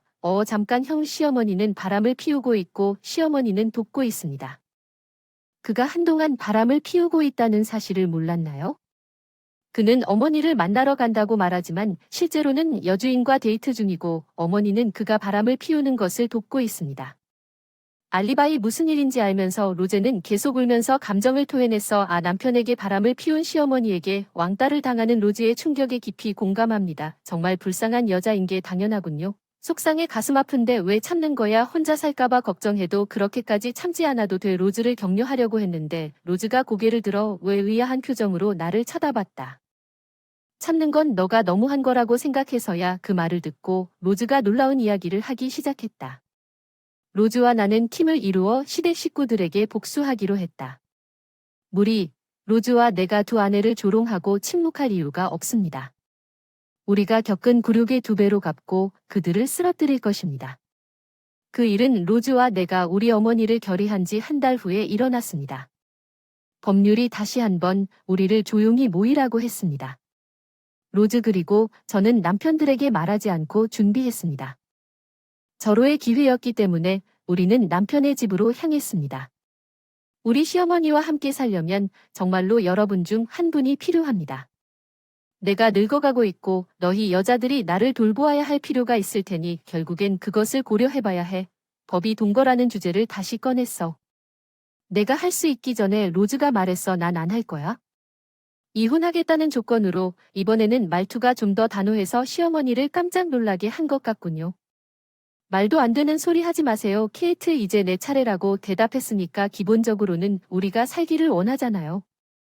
우리가 당신을 잘 보살펴주기를 바라기 때문에 당신과 함께 있는 거죠. 그렇죠. 그것도 일부지만 저도 혼자 있고 싶지 않아요. 로즈도 나도 시어머니가 결혼 시작에 동의하지 않았을 때 아들 중 한 명과 함께 살고 싶어요. 너무 조급해져서 정말 너희 여자들이 간단한 요청을 이해할 수 없니? 이건 요청이 아니라 여기 남편과 함께 라이브를 주문하는 거야. 로즈와 나는 눈빛을 교환하고 고개를 끄덕였고 거절했다. 어쩌면 이 사람이 대신 할 수도 있을 것 같아. 나는 몇 가지를 흩뿌렸다. 탁자 건너편에 있는 사진은 무엇입니까? 이 처남과 테드는 숨이 막혔습니다. 그 사진은 처남과 테드가 둘 다 불륜 관계를 맺고 있다는 증거였습니다. 그들이 전봇대 그늘에서 키스하는 여성들과 함께 호텔에 들어가는 사진입니다. 두 사람이 이렇게 좋은 형제들을 속이고 있는데 우리 시어머니도 그 사실을 알고 계셨던 것 같으면서도 너희들이 알리바이를 만들도록 도와주셨고 이제 결국 너희들은 감히 우리에게 뻔뻔한 로즈가 고개를 끄덕이는 방식으로 너희들을 살려달라고 부탁하는구나. 하지만 그건 시어머니가 말을 더듬는 문제입니다. 문제는 없습니다. 알았어. 로즈는 웃으며 이혼하면 문제가 생길 거야. 너 같은 주부가 내 마음대로 살아갈 방법은 없어. 형부가 한 달 전처럼 또 바다사자를 흉내내려고 했다고 화를 냈어. 이번에는 이혼하자고 협박하는 게 허세일 뿐. 로즈는 해맑은 얼굴로 대답했다. 난 아무 문제 없을 거야. 너한테도 상당한 배상금을 받을 계획인데 내 애인한테도 보상금을 요구할 텐데 그래야지 작은 아파트를 빌려 삶을 재정립할 수 있어요. 물론 일자리를 구해야 하지만 스스로 벌어야겠다고 결심해요. 도와줄게요. 로즈. 우리 두 여자는 서로를 지지하고 어려움을 극복하기로 결정했습니다. 상황에 따라 개인 저축을 사용하면 로즈가 남편과 그의 정부로부터 보상금을 짜내고 나면 당분간은 살 수 있습니다. 그녀가 나에게 약간의 이자를 갚도록 주선해 두었습니다. 어쨌든 우리는 이 둘에서 돈을 짜내야 합니다. 뭐야 테드, 나도 너랑 내 애인한테 보상 요구할 생각인데 40대에 이혼하기엔 돈이 부족해. 일하는데도 날 붙잡은 테드에게 선언했어. 그냥 장난이었어. 미안해. 진심이 아니었어. 진심이든 아니든 불륜은 불륜이에요. 이미 변호사와 상담했으니 변명해주세요. 테드와 형부에게 변호사 사무실 명함 건네줬어요. 카드에 적힌 변호사도 똑같았어요. 우리 둘 다 동시에 변호사를 고용했고 계약금에 대해 약간의 할인을 받을 수 있었습니다. 현명한 주부에 걸맞는 영리한 속임수라고 말할 수 있는 일종의 묶음 거래입니다. 이 문제에 대해 이야기합시다. 이혼은 하지 마십시오. 사과드립니다. 부탁이야. 테드와 형부 둘 다 그 자리에서 무릎을 꿇고 사과했지만 시어머니는 더욱 화를 내며 이혼할 거면 그냥 해라. 좀 참을 수 없다고 소리치기 시작했다. 남편의 불륜, 그런 편협한 며느리는 필요 없어. 그러다 갑자기 로즈가 웃었다. 뱅. 시어머니와 함께 여자가 강해지면 그녀는 너무 자신감 있어 보여. 넌 불륜에 꽤 관대해. 내 시어머니가 AB로 끌려간 것과 같은 배를 탔기 때문이 아닐까? 갑자기 무슨 소리를 하는 거야? 그날의 바람을 피우지 않았느냐고 내가 들은 얘기야? 테드 수영 클럽 파트타임 학생의 이웃들, 도대체 당신 가족의 DNA에 무슨 일이 벌어지고 있는 걸까요? 돌아가신 당신 남편이 너무 부지런한 건 알지만 그런 말도 안 되는 말을 한 사람은 당신이 잘 물어봐야 할지도 모르죠. 우리는 갈 거예요. 짐을 챙기고 로즈와 나는 동시에 일어나 환한 미소를 지으며 즐거운 시간 보내자고 말했다. 그 후 로즈와 나는 각자 집으로 돌아가 짐을 챙기고 떠났다. 이미 아파트를 빌렸기 때문에 그곳에서 만났다. 테드와 처남으로부터 휴대전화로 수많은 전화가 왔지만 모두 무시하고 변호사에게 모든 것을 맡겼습니다. 얼마 후 이중 이혼이 마무리되고 시어머니께서 계획하신 위자료도 받게 되었습니다. 그녀의 며느리가 그녀를 보살피는 것이 실패했고 그녀는 그녀의 두 아들에게 의지해야 했습니다. 이제 내 처남과 그녀를 돌봐야 하는 테드 사이에 다툼이 있는 것 같습니다. 돌아와요. 그것은 내 잘못이었습니다. 처음부터 다시 시작하자. 우리가 데이트하러 가던 식당에서 너를 기다리고 있을게. 내 처남과 테드가 보낸 로미오 이메일이 퇴근 후 매일 밤 내 휴대폰의 장미꽃으로 계속 도착했고 우리는 이 이메일을 읽었다. 술 마시고 웃어봐. 헤이 로즈, 그 사람이 어느 레스토랑 말하는지 알아? 우리가 사귀던 레스토랑이 철거됐는지 모르겠는데 그 사람은 어디에서 한참을 기다리고 있을까? 우리 둘만 있었고 고양이 로즈가 일자리를 찾았을 때 그녀는 아파트에서 나갔습니다. 우리는 그 유독한 가족에서 함께 탈출했습니다. 사랑하는 고양이를 쓰다듬고 커피를 마시면서 앞으로도 서로 연락하고 응원하기를 바랍니다. 나는 일하는 평화로운 삶을 즐기고 있습니다. 이런 곳에는 가난하고 가족 없는 남자가 편의점에서 일하는 나를 보고 같은 반 친구인 비로커를 비웃었지만 다음 순간 조용한 가게에 뺨 때리는 소리가 울려 퍼져 지금은 아버지였다. 내가 내 이름을 찍기 시작한 이유가 마이클 에드워즈인 줄 알면서 아들에게 화를 내며 나를 괴롭혔던 사람은 어렸을 때 사고로 부모님을 잃은 이후로 친척이 없어 여러 번 전학을 가야만 했다. 몇 년 동안 친척집에서 친척끼리 뒹굴뒹굴하면서 처음에는 친절하게 대해줬는데 남의 아이를 키우는 건 항상 힘든 것 같아요. 이사갈 때가 되면 받아주라고 흔쾌히 보내주더라고요. 이런 많은 행보를 통해 언제나 환영받는다는 말을 한 번도 듣지 못했습니다. 중학교 8학년 때 남에게 폐를 끼치지 않고 사는 법을 배웠습니다. 어떤 이유에서인지 50대 윌슨 부부와 함께 살게 되었습니다. 윌슨 부인은 자격을 갖춘 변호사들이고 몇 년 전까지만 해도 변호사로 일하느라 바빴습니다. 지금은 둘 다 은퇴하고 평화롭게 살고 있습니다. 제가 친척도 아니고 제가 원했던 이유와 상관없이 아무것도 아닌데 왜 저를 데려왔는지 몰랐습니다. 이 마을은 부모님이 사고로 돌아가실 때까지 부모님과 함께 살던 곳이니까 영원히 여기 있어라. 거리를 걷다 따뜻한 추억이 밀려온다. 내가 살기로 다짐했던 과거를 회상하는 윌슨, 가족과 함께 얼마나 오래 머물 수 있을지 궁금하다. 조용히 그리고 내 생각과는 달리 떠날 시간이 올 때까지 가능한 한 문제를 거의 일으키지 않았습니다. 윌슨 가족은 매우 친절했고 저를 진짜 가족처럼 대해주었습니다. 마이클 함께 낚시하러 갑시다. 마이클 오늘 저녁에 뭘 먹을까요? 그 이후로는 그런 대화를 한 적이 없었습니다. 부모님이 돌아가셨어요. 진짜 가족이란 이렇게 따뜻했던 기억이 나서 9학년 때 윌슨 선생님 부부에게 점차 마음을 열었어요. 윌슨 선생님이 제 장래 계획을 물으셨어요. 중학교 졸업 후 일할 생각이니까 계속 지내게 해주세요. 내가 스스로 자립할 수 있을 때까지 조금 더 여기에서 일을 하겠다는 의지를 주저하지 않고 보여주었습니다. 마이클은 우리의 진정한 가족의 일원이라고 생각합니다. 당신은 항상 여기에 머물 수 있고 걱정할 필요가 없습니다. 돈이 있고 미래에 대해 진지하게 생각하는 시간을 가져보세요. 윌슨 선생님의 친절함이 넘쳤습니다. 정말 마음이 따뜻해지는 말씀이었습니다. 하지만 이전에 미래에 대해 생각해 본 적이 없었던 나는 어떻게 하면 빨리 독립할 수 있을까 하는 고민밖에 하지 못했습니다. 다른 사람들에게 부담을 주지 않기 위해 가능했습니다. 내가 무엇을 하고 싶은지, 무엇을 좋아하는지 명확하게 알지 못했습니다. 나의 어려움을 보고 내 미래를 구상하는 것을 윌슨 씨는 미소를 지으며 말했습니다. 당신에게 필요한 것은 마이클입니다. 고등학교에 가고 싶으면 일을 하고 싶으면 아르바이트를 하고 공부를 하고 싶으면 열심히 공부하세요. 윌슨 선생님과 부인은 항상 제가 고등학교에 갈 수 있게 해주셔서 제 미래를 위한 길을 닦는 데 도움이 되었다고 생각해 주세요. 고등학교에 입학하면서 우연히 빌이라는 남자를 만났습니다. 빌은 초등학교 동창이었는데 그때는 같은 반이 아니어서 거의 말을 하지 않았는데 고등학교 같은 반이 되자 빌이 빈정거리는 말을 하기 시작했습니다. 볼리비 빌은 인기 있는 그룹에 속해 있었고 점차적으로 내가 고아가 되는 것을 반대하는 그의 장난에 다른 사람들을 참여시키기 시작했습니다. 나는 오랫동안 학교에서 이런 종류의 괴롭힘을 당했기 때문에 그와 함께하는 것보다 그가 지루할 것이라는 것을 더 잘 알았습니다. 그리고 결국 포기하기로 결정했습니다. 빌이 계속 저를 괴롭히려고 하는 것을 발견했습니다. 스트레스가 쌓여서 제 고등학교 생활은 고등학교를 시작한 지 약 한 달 만에 시작되었습니다. 윌선 선생님이 제 학교 생활에 대해 물으셨어요. 재미있어요, 에마오. 윌선 고등학교에 갈 수 있게 해주셔서 감사합니다. 저는 빌의 괴롭힘에 대해 절대 그들에게 말하지 않기로 결심했습니다. 걱정하고 싶지 않기 때문입니다. 윌선 부부전은 일단 고등학생이 되면 그 기회를 이용하기로 결정했습니다.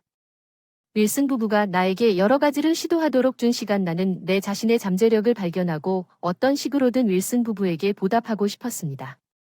편의점에서 아르바이트를 구하려고 생각했습니다. 용돈이라도 벌어야 하는데 편의점에서 다양한 사람들을 만날 수 있을 것 같아서 윌슨 씨 부부가 진심으로 기뻐했습니다. 늘 남들이 어떻게 반응할지 조심하며 소극적인 삶을 살아왔기 때문에 감당할 수 있을지 걱정이 되었습니다. 고객응대를 했는데 놀랍게도 원활하게 처리할 수 있었던 동료 중에는 대학생 주부들과 65세 남성이 있어 다양한 이야기를 듣고 있었습니다. 다들 한 목소리로 말한 인생 사회에 들어오면 대부분의 사람들은 회사나 사회의 기대 때문에 제약된 삶을 살아가야 하니까 뭐든 하고 싶은 대로 하세요. 인생 경험이 많은 분들의 조언이 무게를 실어주니까 확실히 성장한 것 같아요. 제가 아르바이트를 시작한 이후로 어느 순간 제나라는 여고생이 새로운 동료가 되었습니다. 제나는 조용한 소녀였지만 동갑내기이고 가까운 곳에 살고 있었기 때문에 금방 친해졌습니다. 집에 가는 길에 내가 즐거웠던 것 중 하나는 퇴근길에 제너와 이야기를 나누는 것이었습니다. 평소에는 내가 말을 했지만 제너는 잘 들어주고 가끔 날카로운 반박을 했습니다. 그녀와 함께 있는 것은 정말 즐거웠습니다. 나는 여기에 살았습니다. 멈춰 서서 지금은 비어있는 곳을 가리켰다. 히읗 정말 제나는 놀란 표정으로 진지한 표정을 지었다. 나는 1학년 때 부모님이 교통사고로 돌아가셨다는 이야기. 몇 번이고 전학을 했다는 이야기를 했다. 나는 지금 이 마을에 다시 살고 있는데 제나는 잠시 생각하다가 내 눈을 똑바로 바라보며 이 마을에 돌아와서 기쁘다라고 말했다. 마이클, 나는 그녀의 의미에 대해 별로 깊게 생각하지 않았다. 그냥 행복했다는 말은 어느 날 쉬는 시간에 내 책상 앞에 청구서가 떴다. 내가 빌 마이클을 붙잡고 있다는 걸 알기도 전에 넌 아무것도 몰랐을 때 넌 진정해야 해. 내 친구가 나를 말렸고 나는 다시 주먹을 흔들며 깊은 숨을 쉬며 정신을 차렸어. 교실은 조용했어. 빌은 내 첫 보복에 놀랐어. 뭐 하는 거야? 빌이 뱉은 건 사실이야. 난 화를 참으며 자리로 돌아갔어. 나는 가까스로 가방을 챙겨 교실을 나갔어. 집에 가기엔 아직 이르다. 강둑에 앉아 멍하니 강물을 바라보며 새들의 지저귀는 물 흐르는 풀들이 바람에 스치는 소리. 평범한 일상이 눈앞에 지나갔다. 엄마 아빠와 함께 여기를 산책하곤 했다. 지난 추억이 되살아나 부모님 살아계셨던 추억들만 함께 벌레 잡는 행복한 시간들, 출발, 불꽃놀이, 생일 케이크 만들기. 부모님이 살아계셨다면 나는 어떤 사람이 됐을까 생각해보려고 하다가 바로 멈췄다. 여기 몇 시간 동안 앉아 있었는지 바로 위에 있던 태양이 지금 빛나고 있었어. 오른쪽에서 나 이제 집에 갈 시간이 된 것 같다. 나는 완전히 평정을 되찾았다. 윌슨 부부가 기다리고 있던 집으로 돌아왔다. 집에 돌아왔다. 어서 오세요. 마이클, 잠시 얘기 좀 할 수 있을까요? 나를 만나러 온 윌슨 부인이 말했습니다. 윌슨 선생님을 따라 거실에서 윌슨 선생님이 소파에 앉아 있는 걸 봤어요. 집에 왔어요. 돌아오신 걸 환영합니다. 마이클, 정오 전에 선생님한테 전화가 왔는데 당신이 허락 없이 사라졌다고 하더군요. 무슨 일이 일어났나요? 학교를 빼먹어서 미안해요. 빌에 대해 얘기해야지. 윌슨 선생님과 윌슨 선생님이 매우 걱정스러운 표정으로 나를 바라보고 계셨습니다. 이 둘에게는 거짓말을 할 수 없다고 생각했습니다. 고등학교에 입학할 때부터 저는 같은 반 친구였던 빌이라는 남자에게 괴롭힘을 당했습니다. 싸움표가 나에게 덜 관여했기 때문에 이렇게 말하며 위로해 주었지만 어느 날 퇴근 후 제나와 함께 편의점을 나갈 때 언제나처럼 불려가서 여기서 절대 보고 싶지 않은 남자 빌, 이렇게 일하네. 너처럼 가족도 없는 불쌍한 놈이 어울리네. 제나 앞에서 나에게 빈정거리는 말을 하기 시작했어. 나는 조용히 빌을 노려보았다. 갑자기 고함 소리가 들렸다. 빌은 화난 남자에게 뒤통수를 세게 맞았다. 빌은 깜짝 놀라서 아버지를 돌아보았고 그 남자는 빌의 아버지였고 빌은 너무 충격을 받아 아무 말도 하지 못하고 아버지가 나에게 다가왔다. 최근 윌슨 씨로부터 전화를 받았는데 내 아들 빌이 마이클을 괴롭혔다고 하더군요.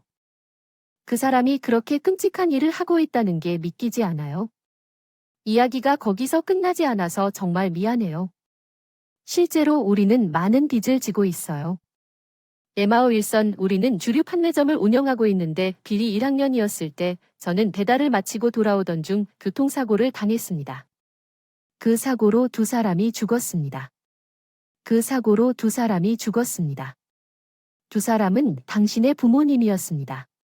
마이켈, 빌은 아버지 옆에 서서 이렇게 말했습니다. 이 사실이 갑작스럽게 밝혀지면서 머리가 어지러워졌습니다. 빌의 아버지가 잠시 내려다보더니 얼굴을 들고 계속해서 말을 이었습니다. 마이클은 어린아이를 구하기 위해 빨간 신호를 무시하고 거리로 달려갔습니다. 과속은 아니었지만 피할 수는 없었습니다. 갑작스러운 일로 인해 정말 죄송합니다. 빌의 아버지가 많이 괴로워하시는 것 같았고 긴장으로 팔을 떨고 계시는 모습이 보였습니다. 주변 사람들은 제가 과속을 하고 있다고 의심했습니다. 저는 이미 사고로 인해 충격을 받았고 의심을 받아 육체적으로나 정신적으로나 그 당시 나를 도와준 사람들은 윌슨 부부였습니다. 여기에 이 사고에 대한 나머지 이야기가 요약되어 있습니다. 빌의 아버지는 윌슨 씨에게 법률 지원을 요청했습니다. 분명히 윌슨 부부는 빌 아버지의 대학 클럽 선배였으며 그를 알고 있었던 것 같습니다. 오랫동안 그의 이야기를 큰 공감으로 듣고 이번 사고가 불가피했다는 증거를 하나하나 모아 오해를 풀고 처리한 덕분에 그는 가족과 함께 살 수 있었고 깊이 있던 술집을 이어갈 수 있었다. 윌슨 부부에게 감사하지만 사고 이후 거짓 소문이 퍼지고 가족들은 한동안 밖에 나갈 수 없었습니다. 손님들은 가게에 오지 않았고 빌은 학교에서 괴롭힘을 당했습니다. 빌은 이런 것들에 대해 빌어먹을 터질 듯한 말을 하기 시작했습니다. 윌슨 씨가 당신을 도왔기 때문에 정상적인 삶으로 돌아갈 수 있었습니다. 빌의 아버지 청구서가 아닌데 그들은 왜 그 신호를 무시했습니까? 규칙을 준수하던 아버지가 의심을 받았고 저는 고통스러웠습니다. 아버지는 무죄입니다. 빌이 좌절감을 토로하는 것 같았습니다. 빌의 아버지는 자신이 어린 빌에게도 힘든 시간을 보냈다는 것을 깨닫고 자신의 복지에 대해 생각하고 있었다는 것을 알고 고통스러워하는 것 같았습니다. 빌 미안해요. 당신은 어리고 오랫동안 생각한 것 같아요. 사고에 대해서는 잊어버리고 집에 가서 천천히 얘기하자. 빌의 아버지는 빌에게 말했다가 나에게 깊은 인사를 하고 빌의 등에 손을 얹고 두 사람은 천천히 집으로 돌아갔습니다. 마이클이 뒤에서 나에게 다가와 사고 당시 부모님이 나를 보호하고 있었다는 사실을 전하기 위해 제나의 갑작스러운 고백에 나는 할 말을 잃었다. 사고 당일 제나는 당시 1학년이던 그녀가 애완동물과 산책을 나가고 있었다고 한다. 개가 횡단보도에 멈췄을 때 개는 갑자기 날아온 새에 깜짝 놀라 도로 위로 뛰어올랐습니다. 제너는 목줄을 풀고 필사적으로 개를 쫓아갔고 그녀도 결국 길에 섰습니다. 바로 그때 큰 경적 소리가 울리고 굉음이 들렸습니다.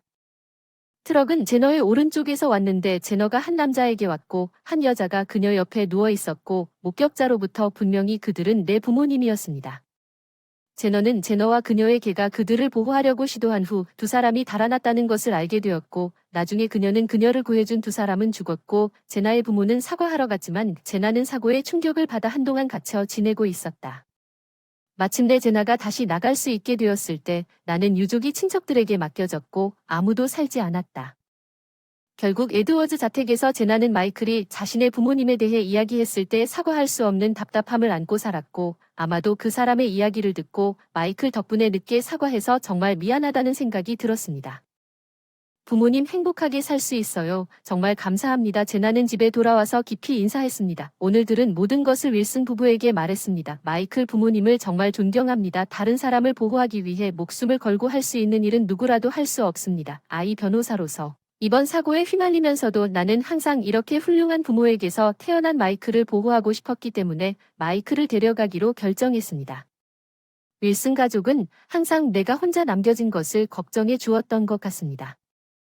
부모님이 나를 혼자 버려서 불행하다고 생각했던 시절, 부모님이 끝까지 명예롭게 살았기 때문에 윌슨 가족과 함께 살 수 있었고 고등학교도 다니고 아르바이트도 하고 부모님이 아껴주신 제나를 만나 인연을 맺게 됐다. 한 줄 한 줄로 앞으로도 강인하게 살아갈 수 있을 거라 확신했어요. 빌의 괴롭힘도 더 이상 없었고 더 이상 누구도 괴롭히지 않을 것입니다. 수업 분위기가 화목해져서 평화로운 고등학교를 이끌어갈 수 있었습니다. 고등학교 3학년이 되면서 동경하던 3대학 입시에 집중하기 위해 편의점 일을 그만두고 직장에서 만난 대학생들의 이야기를 듣고 대학에 가기로 결심했다. 조이는 미래의 법학과입니다. 저는 윌슨 씨처럼 변호사가 되어 사람들을 돕고 싶습니다.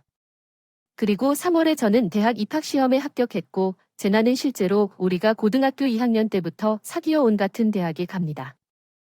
학교 마이클 가자 너 일하던 편의점에 합격 신고하자 제나는 강둑을 건너 뛰기 시작했어. 운명인지는 모르겠지만 우리가 만났고 과거를 알고 소중하게 여기며 살아가게 됐어. 미래에 대한 희망 나는 계속해서 살아갈 것이다. 목숨을 걸고 다른 사람들의 생각을 도우려는 부모님이 자랑스러워서 부모님과 함께 걷던 강둑을 달리기 시작했습니다.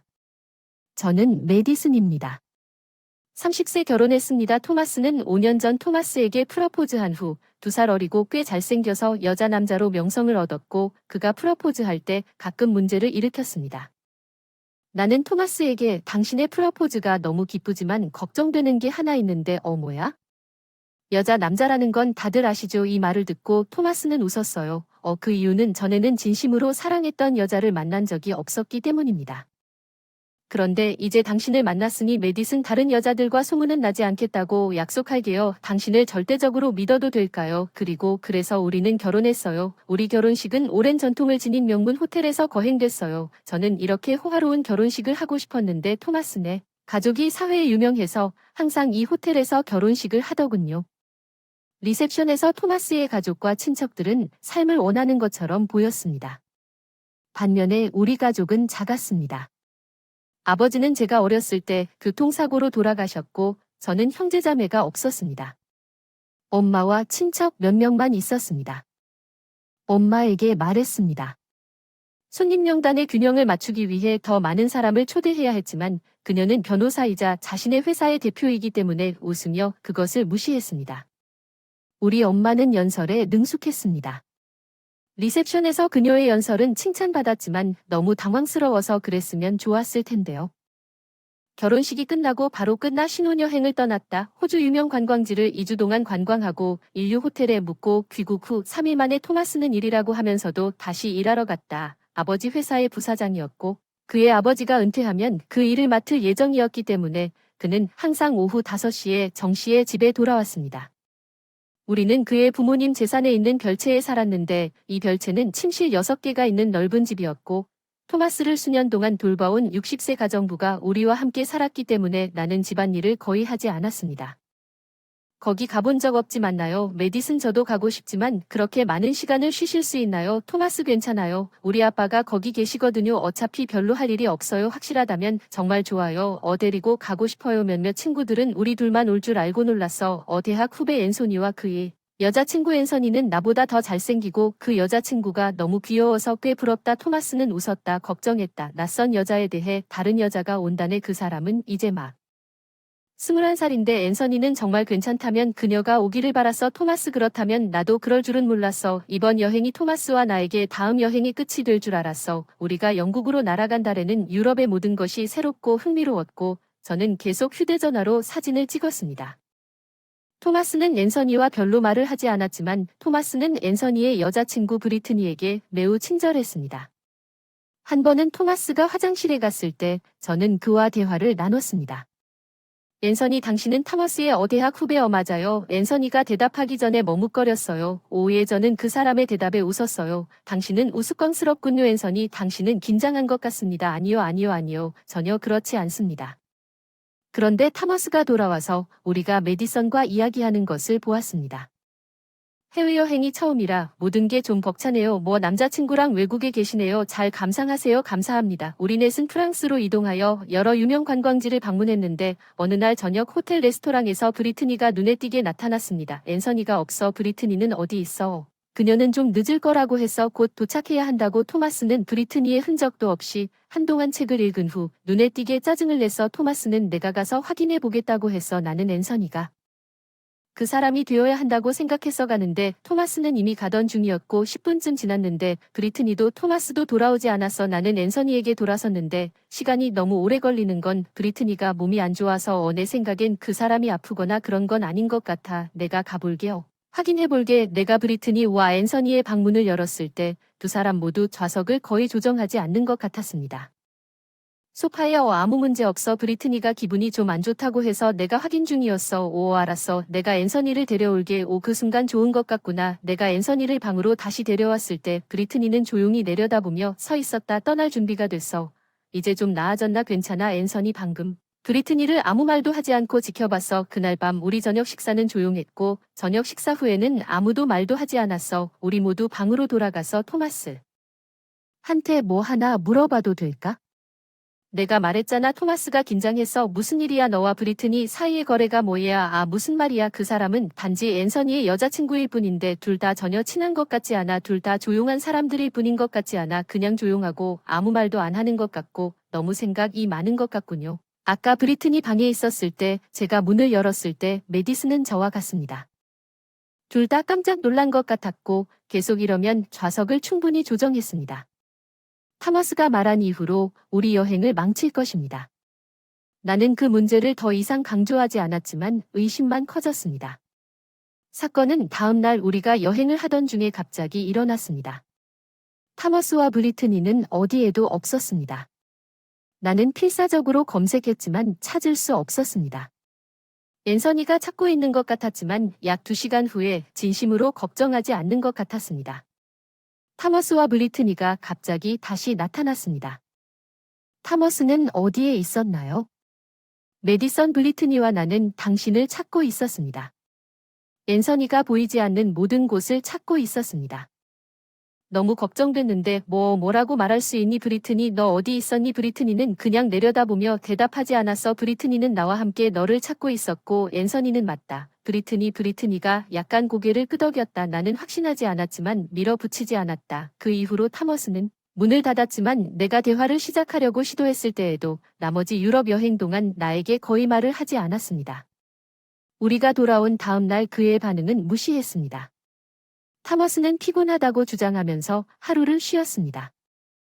토마스가 전화했어요. 오늘 밤 집에 안 올 거예요. 왜 세세하게 다 알 필요가 없나요? 당신은 내 남편이에요. 토마스 물론 나는 그가 더 이상 말 없이 전화를 끊었다는 것을 알 권리가 있습니다. 나는 무슨 일이 있을 거라고 확신했습니다. 아마도 다음 날 브리트니와 다른 여자와 토요일 오후 토마스는 서문도 없이 변호사와 함께 집으로 돌아왔습니다. 변호사는 당신이 간통주에 대한 배상금으로 5만 달러를 빚졌다고 말했습니다. 토마스는 희죽희죽 웃으며 그냥 돈을 내라고 덧붙였습니다. 나는 어이가 없었습니다. 이 변호사가 왜 그런 주장을 했을 때 내가 일어섰습니까?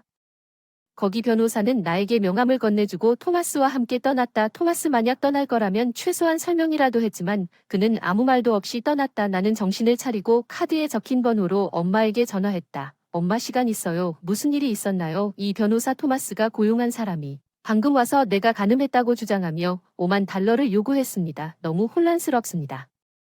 그 사람에게 사건을 기각하라고 해줄 수 있나요? 하지만 토마스는 그냥 그럴 거예요. 다른 사람을 고용하세요. 잠시 후에 어떻게 해야 하나요? 엄마가 내가 대신 처리하겠다고 하셨습니다. 감사합니다. 엄마 2주 후에 조사해 보겠습니다. 엄마가 전화했어요. 다 알아냈어요. 토마스는 끔찍한 사람이에요. 내가 그에게 교훈을 줄게요. 엄마가 토마스의 사악한 계획에 대해 얘기해줘서 토마스는 항상 여자 남자였지만 그와 결혼한 건 내가 틀렸을지도 모르지. 넌 잘못한 게 없어. 메디슨이니까 그와 절대 이혼해도 괜찮아. 그런 다음 토마스에게 전화해서 회의를 잡았어. 넌 너무 오를 거야. 물론 그에게 마음을 주어야 합니다. 그의 변호사도 와야 합니다. 토마스에게 전화해서 우리가 문제를 논의하고 그의 변호사와 날짜를 정해야 한다고 말했는데 내 의도를 오해한 것입니다. 그는 드디어 합의금을 지불할 준비가 되었다고 말했습니다. 나는 그 논의에 전적으로 참여하고 있습니다. 변호사에게 확인하고 다시 전화하겠습니다. 비록 토마스에게 돈이 부족하지는 않았지만 그는 다음날 이혼 합의를 얻고 싶어하는 것 같았습니다.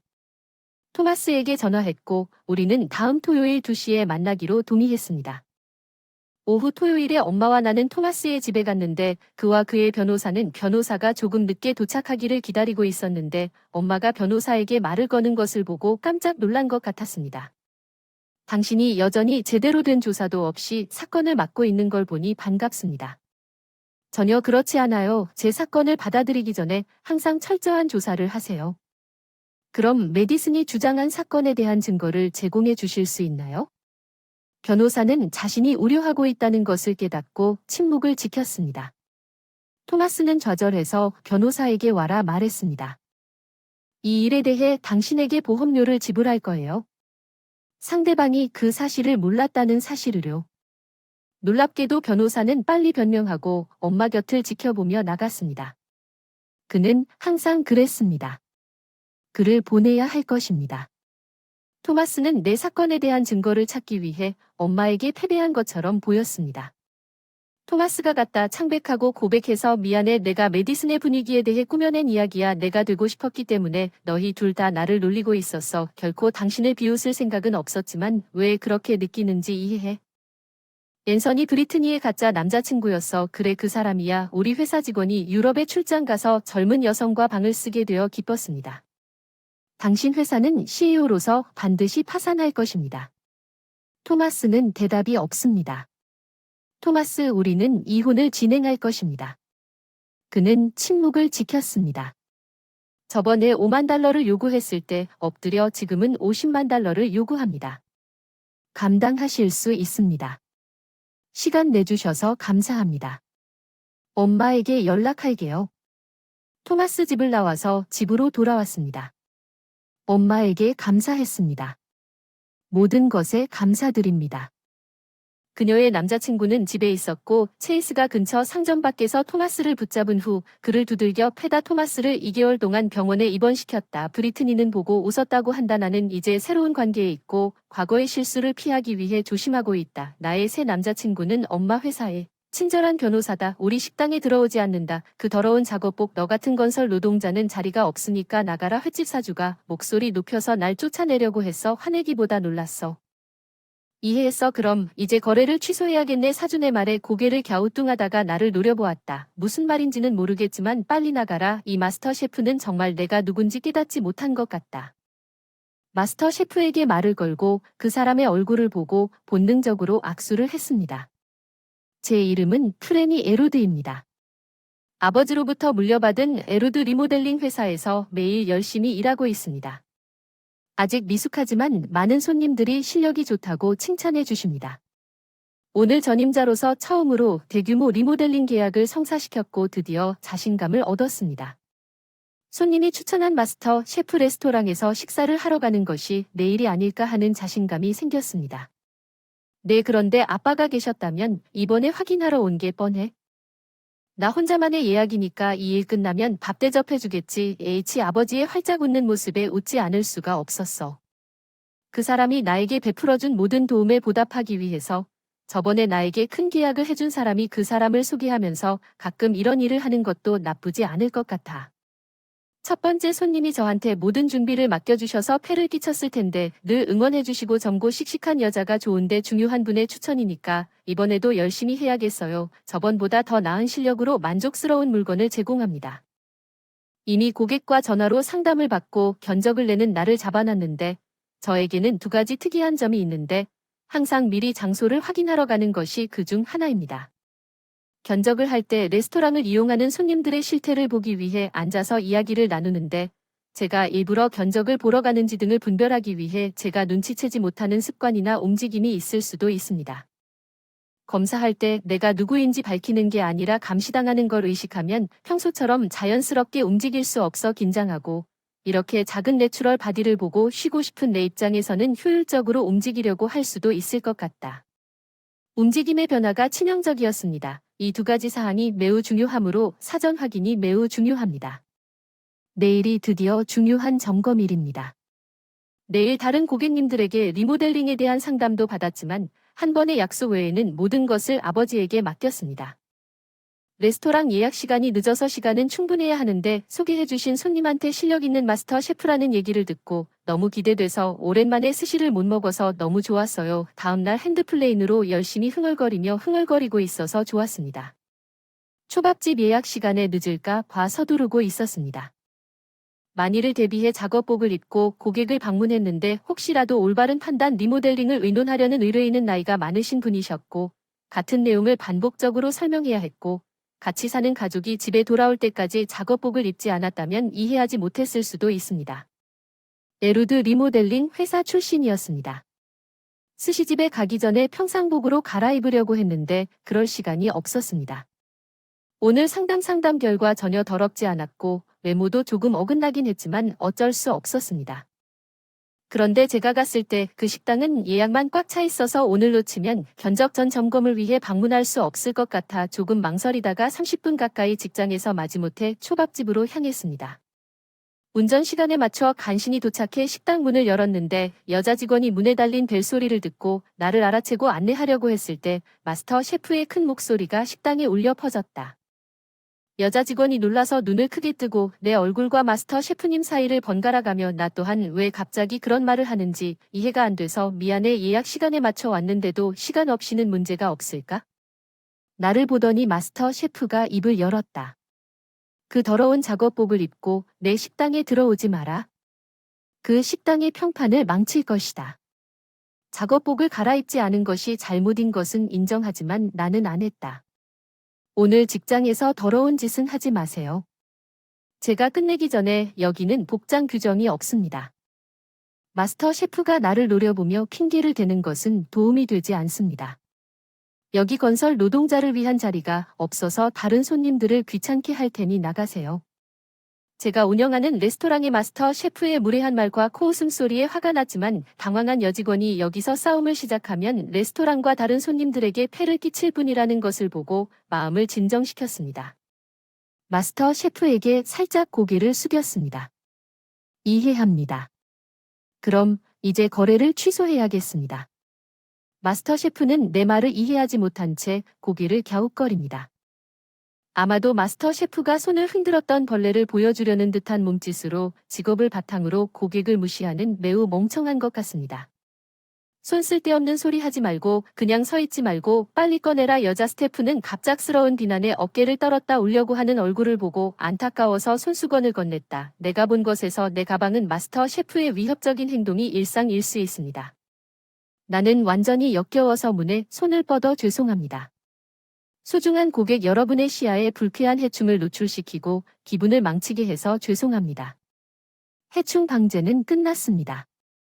그러니 이제 마음껏 즐기세요. 마스터 셰프의 의기양양한 웃음소리에 분노가 최고조에 달했고 뒤에서 목소리가 들렸을 때 나는 돌아섰습니다. 아, 당신이군요. 나는 이상한 분위기를 감지한 첫 번째 고객인 마진슨을 찾아 돌아섰습니다. 레스토랑 마진슨이 대답하기 전에 무슨 일이 있었는지 물었습니다. 마스터 셰프가 서둘러 달려왔습니다. 불편을 끼쳐드려 죄송합니다. 별 문제는 없습니다. 이 손님은 곧 떠날 예정입니다. 이리 와서 여기 자리에 앉으십시오. 마진슨 멘토 마스터입니다. 셰프. 저는 마스터 셰프가 마진슨을 언급했을 때 놀랐습니다. 그의 멘토인 마진슨이 내 질문에 긍정적으로 고개를 끄덕였습니다. 예, 맞습니다. 이 사람은 배우는데 엄청나게 느렸습니다.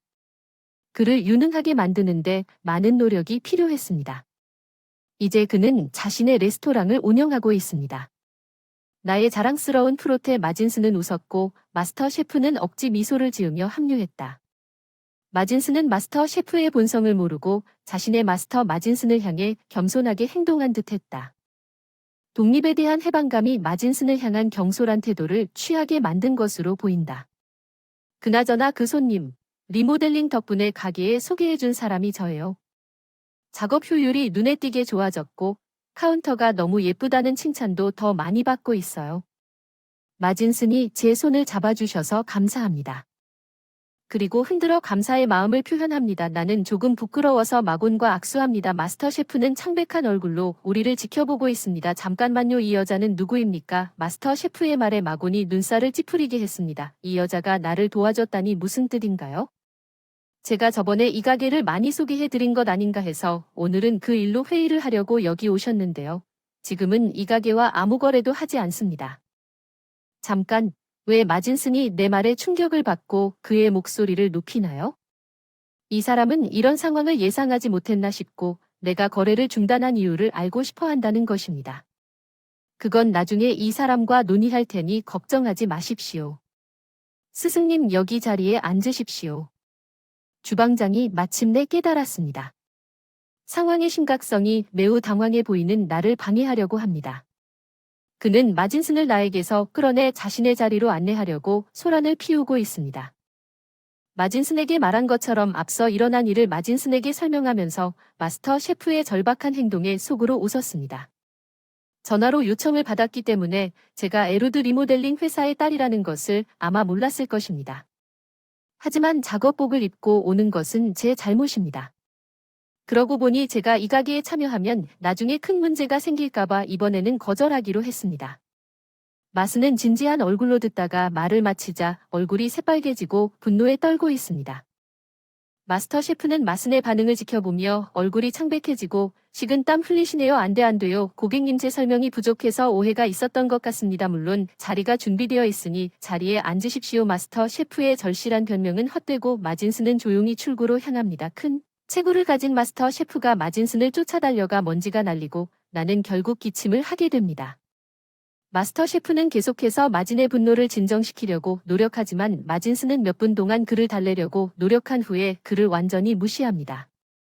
마진슨은 마침내 마스터 셰프가 밝아졌다고 말합니다. 그 얼굴은 용서받을 거라 생각했지만 마진슨의 말은 그에게 잔인했습니다. 다시는 나를 멘토라고 부르지 마세요. 사람들이 당신을 내 제자라고 생각하면 내 평판이 망가질 것입니다. 나는 당신에게 나를 도와준 특별한 사람을 소개했습니다. 당신 가게 내부 옷을 갈아입느라 애쓰고 있었는데 지금은 냉담한 표정으로 굴욕감과 끔찍함을 느낍니다. 마슨이 말했고 마스터 셰프는 그의 움직임을 완전히 멈추는 것처럼 보였습니다. 그는 필사적으로 사과했지만 당연히 마진슨은 그를 옆으로 밀어내는 것을 용서하지 않을 것입니다. 문을 막고 있던 셰프 마진슨이 가게를 나갔다. 더 이상 머물기 싫어서 마진슨을 따라가며 나갔다. 참았던 말을 꺼냈지만 너는 마진슨에게 사과만 하고 나한테는 미안하다는 말 한마디도 하지 않았다. 심지어 제가 혼자서 모든 것을 오해한 것처럼 행동했습니다. 가게 인테리어를 바꾸느니 인품부터 고치세요. 제가 마지막 한마디에 마스터 셰프는 완전히 낙담했고 그는 무릎을 꿇었습니다. 나는 사과의 의미로 여종업원에게 약간의 돈을 건넸습니다. 떠들썩해서 결국 가게를 나갔다.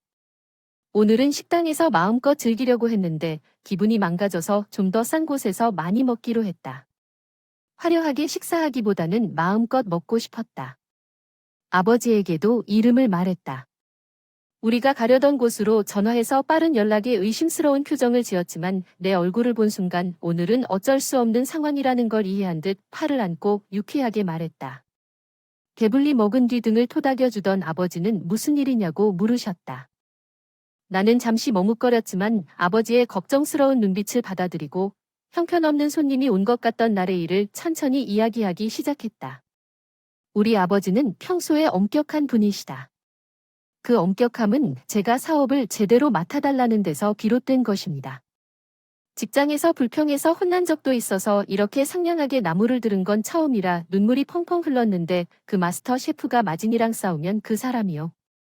살아남지 못할 거야. 그 사람은 뭐 그렇게 대단한 사람이야. 당연히 그의 제자는 많은 유명 상점을 열었고 마스네 레스토랑은 유명 인사들이 몰래 들어가는 곳이고 업계에서 그의 영향력을 과소평가할 수 없는 곳. 나는 마진슨이 그런 줄 모르고 놀랐다. 이렇게 중요한 사람이 보통 사람이 아닌 줄 알았는데 그 사람을 화나게 하면 업계에서 외면당할지도 모른다는 말을 들으면 그 가게의 수명이 단축될지도 모른다는 생각이 들었다. 마스터 셰프 운이 좋지 않았고 그 당시 거래를 파기하는 올바른 결정을 내렸다는 사실에 안도감을 느꼈습니다. 얼마 후 마진으로부터 마스터 셰프 레스토랑이 폐업했다는 소식을 들었습니다. 분명히 그날 참석한 고객은 분노했습니다. 그리고 마스터 셰프의 SNS에 손님은 중요한 업무 만찬 중이고 상대방은 건설회사 사람이라고 조롱하는 영상을 올렸는데 이렇게 불쾌한 식당을 선택해서 신뢰도가 떨어졌다고 적었다. 그리고 영상을 본 사람들이 마스터 셰프의 레스토랑을 지목해 입소문이 났고 리뷰에 비판적인 댓글이 쌓이면서 더욱 퍼졌습니다. 게다가 당시 여성 웨이트리스는 마스터 셰프를 성추행 혐의로 고소한 것으로 보입니다. 내 직감이 맞았고 그녀는 게다가 업계 사람들은 마진슨이 마스터 셰프와의 관계를 끊었다는 소식을 듣고 멀리 떨어져 있었고 마스터 셰프는 마스터 셰프에게 남은 것은 괴롭힘에 대한 보상뿐이라고 울며 문을 닫을 수밖에 없었습니다.